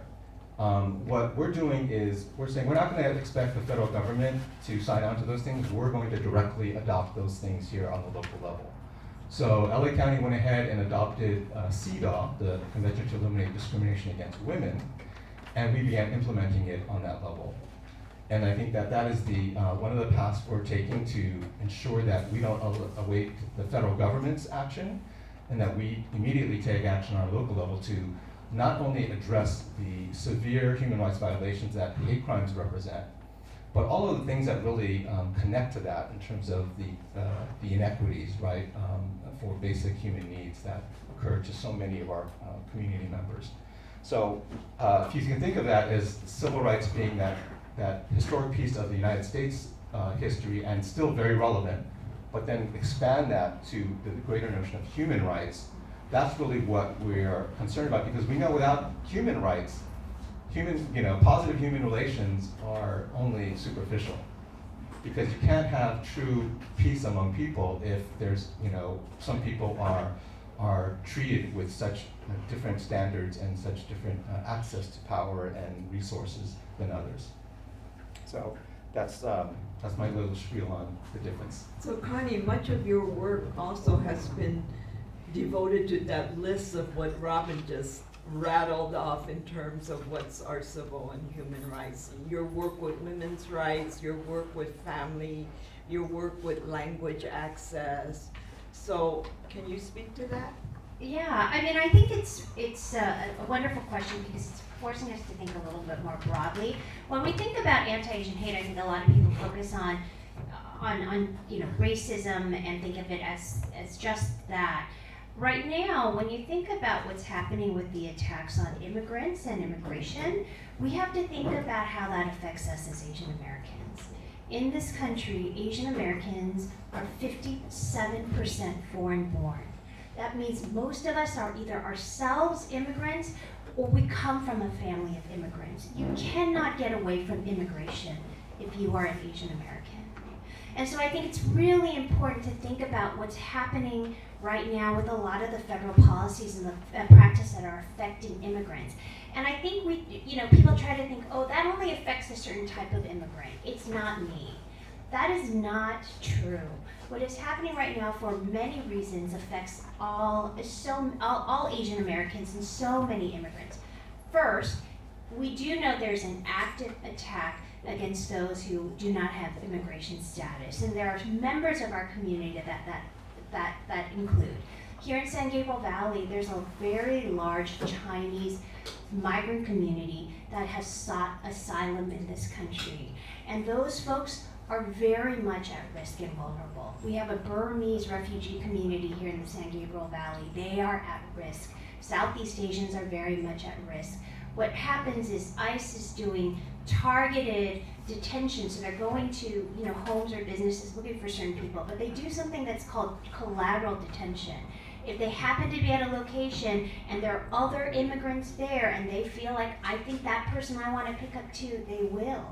And so we're telling people, if you are immigrant, especially if you are limited English speaking, make sure you have documentation on you that shows that you are in this country. If you have status in this country, have documentation that shows that. If you don't have status in this country, at least still have documentation of something that shows that you've been living here, and make sure you don't sign away your rights. If you are here with status as a H-1B visa, or you do have even a green card, you need to still be careful. You can sign away your rights without even knowing it, and we've unfortunately heard of that happening. Right now there's something called bridge deportation that's occurring, and what it is you're hearing about planes filled with Asian immigrants, Asian migrants, and they're being deported to other countries because they are being detained and folks don't know what they're signing, but they're signing a consent form that says that I agree to be deported to Costa Rica or Panama, or even we've heard South Africa.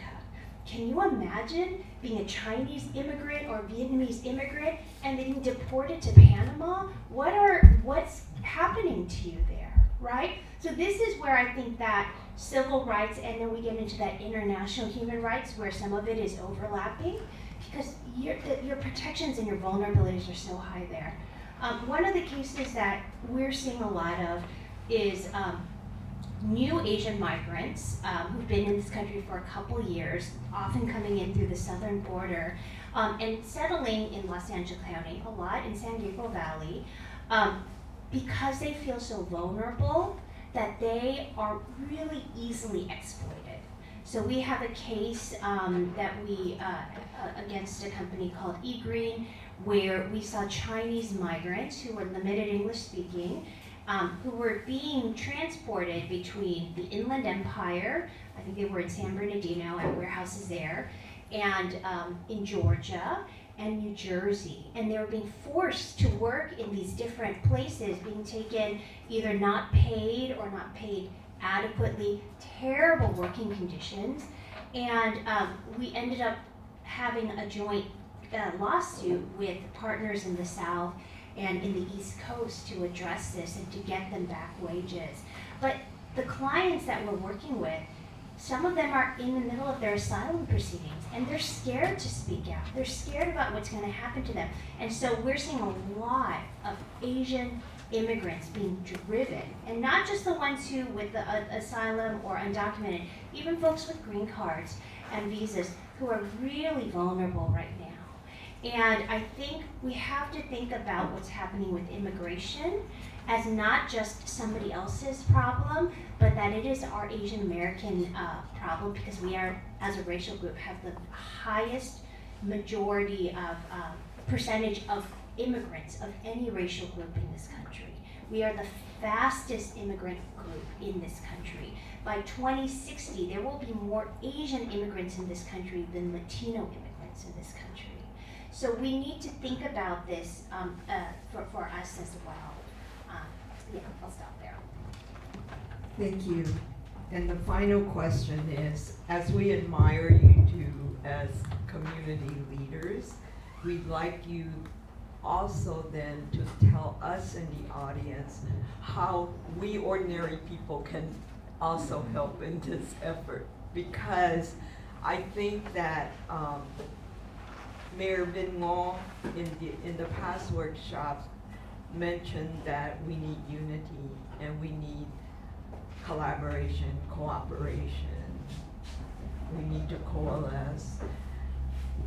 And the question is practically how, right? How can we do some of the work to help with some of the work you are doing?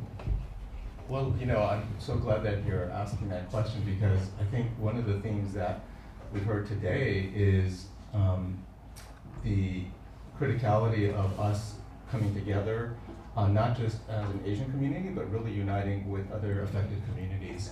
And I think that that's such an important message, because what Connie was saying about the targeting of immigrants now, the very repeated story that is told about World War II in Nazi Germany, and how first they came after the communists, but people didn't stand up for them because they weren't communists. And then they went after the gays, but they didn't defend them because they weren't gays. They went after the Jews. They didn't go after them or they didn't just stand up for them because they weren't Jewish. On and on until they go after the activist Protestants, and there was no one left to stand up for them. We're in a period now when there is a clear agenda where every community is being targeted in different ways, and it's happening, it's rolling out day by day, and I think that it can be easy to say, well, I'm glad we weren't the ones that were hit in this one. But the reality is that so many people in our community are being affected in a very serious way. You can see that people are losing their jobs who have anything related to do with diversity, equity, and inclusion. That includes, funding that comes down for research, schools that depend on that for their ethnic studies classes. You can just go on and see the impacts it's going to have in our community. So one of the things that we have to do is we have to not wait till it affects us directly, but stand up for those that what it's like for them. Particularly, as Connie was saying, we're a community largely of immigrants. We know of what's happening, how families are being torn apart by the targeting that's going now of Latino immigrants, but it's not going to stay there. It's going to spread, but we need to recognize and stand up for each other now, because that builds the basis for that reciprocity later on. And that's going to be so important for us to be able to defend against it. The other thing too, just on an individual level, and the truth is that all of you are leaders here in your own way, in your family, in your communities, in your organizations. And so it really is something where it's not like we can wait for anything else to happen. We all have the power to do something, whether it's something what seems minor, but it's so important. Just getting somebody to report an act of hate that happened to them, let them know, if they want to go to law enforcement, They can avoid even giving up their name or their identity in any way, going to LA versus Hate. And the thing that's really amazing to us is that we're getting to know people because they come directly to us of who they are.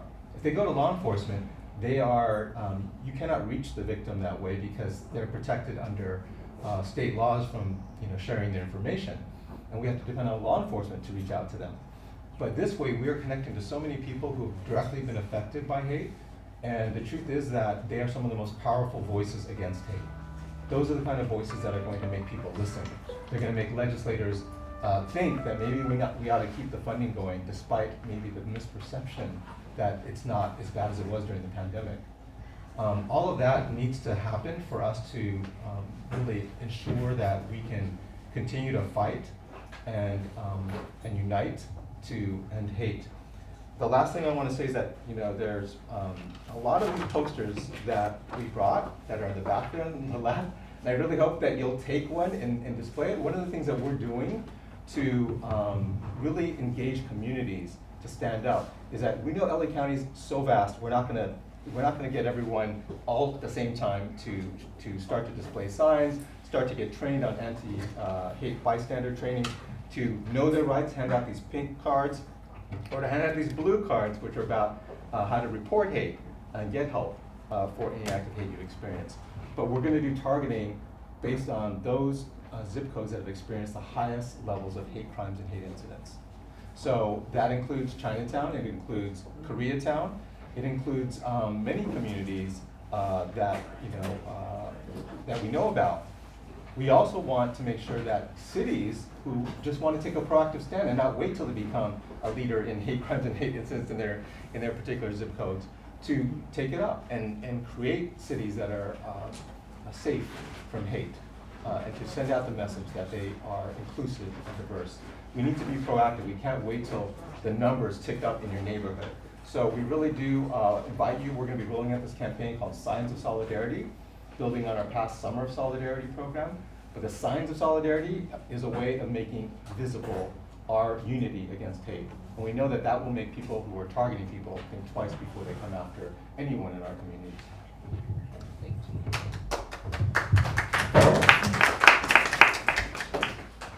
I think for me, for the average person and the resident, I would say make sure you stay informed and you know what's happening. I think there's a lot of misinformation and disinformation out there, so I would encourage you to make sure you're looking at reputable sites, because I think people are told things that are absolutely untrue, and either they might not take action when they should, or they're being, whipped up into hysteria and fear when it's unnecessary. So I encourage folks to do learn a Know Your Rights training that tells you what to do if you are an immigrant, because I think nowadays everyone should know what is a red card. Everyone should know if ICE were to come to your business or your office or your apartment, what to do. If you go to our website, ajsocal.org, and you we have an immigration website, we have a lot of materials in there available in at least 4 Asian languages that you can choose your language, and you can download things like the red card. And this is what you would show an ICE agent if you were to encounter one. And we also make our materials downloadable, and a lot of them are open sourced, because we say if you want to edit it and change it to another language or add your organization's information, go ahead and do that. We want the community, we think right now prevention is the best protection. So the more you know and the more you can share with others, the better people are going to be protected from something to happen. I think we're going to start to see some real impact on, I think, our communities that seek public services. I think we're going to start to see cuts in programs that a lot of us take advantage of. Things like our federally qualified health centers, I think, are going to start to feel a hit with federal funding cuts. We're going to start to see cuts in things like food stamps, in domestic violence, in all of these different, in education. And when that does, I guarantee each of us is going to feel it in a different way. you might not feel all of those, but you're gonna feel something. And so I think it's really important that we all try to keep ourselves informed and we speak out. If you, as Gabe mentioned, if you have contacts with electeds, do it. Report to LA Human Relations Commission. If you picked up those these orange bags that were available in the back at our booth, you'll see that it has our, thank you Robin, it has our phone numbers. These numbers are in 8 Asian languages and dialects. So we have bilingual staff who will answer in those languages, and you can report what's happening. And it's important for us to know so that we can be informed and be able to speak out, whether it's at the federal level, at the state level, local level, or be able to try to address people's issues. Thank you. I wanted to introduce somebody from the audience, and that is Michael Trong, sitting right there. He's the executive director of the Chinese American Museum. And the reason I'm introducing him is because we had sat down last week to look over funding, because the Chinese American Museum is a nonprofit, so we depend on public and private donations. And we had to go through our next series of grant proposals asking for money from public agencies, and he felt the need to carefully change the wording and scrub out things that have to do with ethnic identity, with advocacy of a certain population. And we're a Chinese American museum, but what else would we be advocating, because that's our mission, right? So I think many of us will also be facing that type of dilemma. In the business panel that I had sat in on, the businesses were talking about how they also need to scrub their websites of those types of trigger words. And then on the nonprofit side, we're having to do the same thing. So these are some of the real instances that we're facing right now. And so I want to thank you two for sharing with our audience. We don't have time for questions and answers. Oh, we do have time for questions and answers. So is there anyone in the audience who have questions for our panelists? Yes. I mean, not identifying that the museum is a Chinese affiliated museum. I mean, that decision wasn't based on a hard memo from somewhere. It's an expectation of fear. Yeah. So generally, it's worth looking at whether people overestimate fear, because I generally think people overestimate fear. Not you personally, but Yeah, I think that's a very valid point. I think there's a lot of discussions right now about some organizations and corporations and foundations are choosing to scrub certain words preemptively because they're scared. And I think you're right. If we do it too much, are we allowing ourselves to be diluted? That being said, I will tell you, we got a call from one of our federal program officers who told us DOGE is at our office, our federal agency. They've just fired 40 of my colleagues. Go to your grant agreement that we had just signed, and they said, and this program officer who felt like she needed to give us this tip because DOGE was right there, she said, take out the words immigrant and limited English proficient from your application. Our application is to provide free legal services to Asian Pacific Islander immigrants in a certain area of our work. And that was gut-wrenching. I mean, that's what we do. We are the largest Asian Pacific Islander free legal service provider in this country. And we have 100 staff who are dedicated to doing just that. So we are continuing to do that work. We're continuing to fight and criticize challenges in the administration. But in that grant agreement, we were given a very direct order. So we're engaged what I would call as a little bit of doublespeak right now. With some of our federal grants, if we get a direct order, we are having to follow that. But we are not changing our work. We are still communicating about some of the challenges we see, and we're definitely, we chose not to preemptively scrub our materials because our name is Asian Americans Advancing Justice. And if they really want to go after us, they're going to go after us. But I think you're right. I think if everyone preemptively goes and says, I'm not going to do it, then that's a problem. And that's why I think organizations like, companies like Costco, who've doubled down on DEI, people are saying, I'm not going to Target and Walmart, I'm going to Costco to show like we are going to continue to support those who support DEI. And I just want to jump in there to say that one of the these books that I read not long ago about on tyranny was comparing what happened in past periods of history when fascism has risen. And one of the things that he noted is that people start to obey in advance. They start to censor themselves. And that opens the door to the culture shift that fascists and authoritarians are looking for. They want you to obey without even having been told. Right now, because of the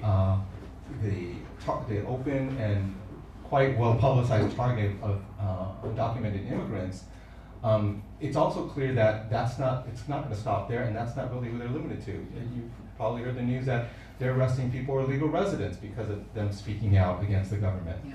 That's exactly the kind of overreaching that we're going to be seeing in the coming period.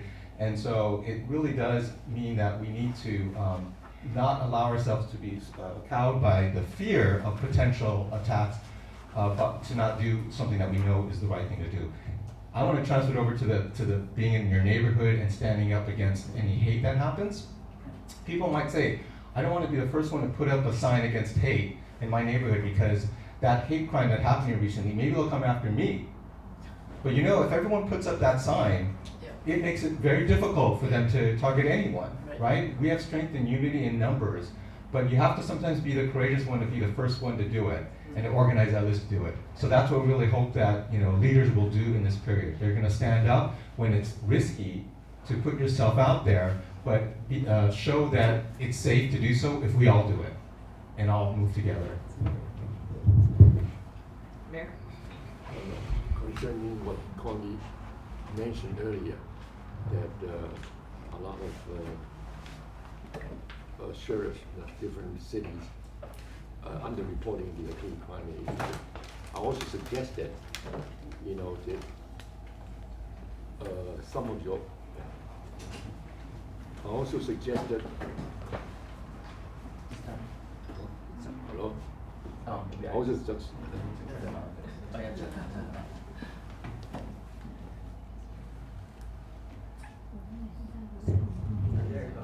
okay. I also suggest that, the AGC leader, community leaders together, maybe write a letter or go to the county, meetings and alert the LA County supervisors as a group, to send a notice or whatever, down to the sheriff and the different cities, what they call the law enforcement leaders to enforce this, to educate them and make them accountable, let them send a report to them, and then make sure they don't, underreport it. I think the top do, in addition to what they would, that will take that will be more effective and more efficient, I believe. Yeah, thank you. I mean, we have spoken to the LA County Board of Supervisors about the LA sheriffs, and we have spoken to the mayor about the LAPD, and I think part of it is the sheriff's department is a very large department, and they, it feels like things are a little slow changing the culture. So we try to go at both ends. One is advocating at the local level to both the sheriff himself, the chief, and then also to the board of supervisors. that is the policy side, and on the others, that's the carrot, the nice way, and the stick is lawsuits to kind of force it. And I think we try to use both as a way of trying to create some systems change. But I think certainly the right now, the county supervisors have a better relationship with the sheriff than they did with the previous sheriff, and there's more opportunities to kind of bring down change. So thank you for that. Yeah, I'll just add that, you know, the County Board of Supervisors, who are my bosses, they're certainly folks who are squarely in this fight to protect our vulnerable communities against hate, against all sorts of inequities. I think it is important, though, to bring to their attention whenever there's something that's going on from the community. I know that Connie and AJ SoCal does that. And I think that it's, you know, right now there's so many different issues happening. It's such a challenging period to address all of it at once. But I do think that you know, you have to have all the tools, and litigation is one of them. It's also about recognizing that there are, you know, there are parts of the law enforcement agencies, the officers, who are very sympathetic to the shifts that are happening. And so that can mean that what might be an official policy gets disregarded when it comes to the patrol level. So it really is important to report when you have a law enforcement officer who's not doing what they're supposed to be doing. We had a report recently where women were being pepper sprayed and called the B word by white passerbys in trucks who were basically mad that they were doing all these protests against the Trump policies. And they went to report it. Being pepper sprayed and being called the B word would be enough to at least get a report, and the deputies there refused to take it, you know, at that particular station, and they went multiple times. So that's an example of, you know, the official policy of the Sheriff's Department is that they will take reports of not only hate crimes, of course, but hate incidents, and yet neither of those things happened. So it requires, you know, I'm going to be reaching out to the sheriff and his people, but, you know, we know that we're learning about that, we know it's not an isolated incident. Thank you, and I think we ran out of time, so let's thank our two panelists, Connie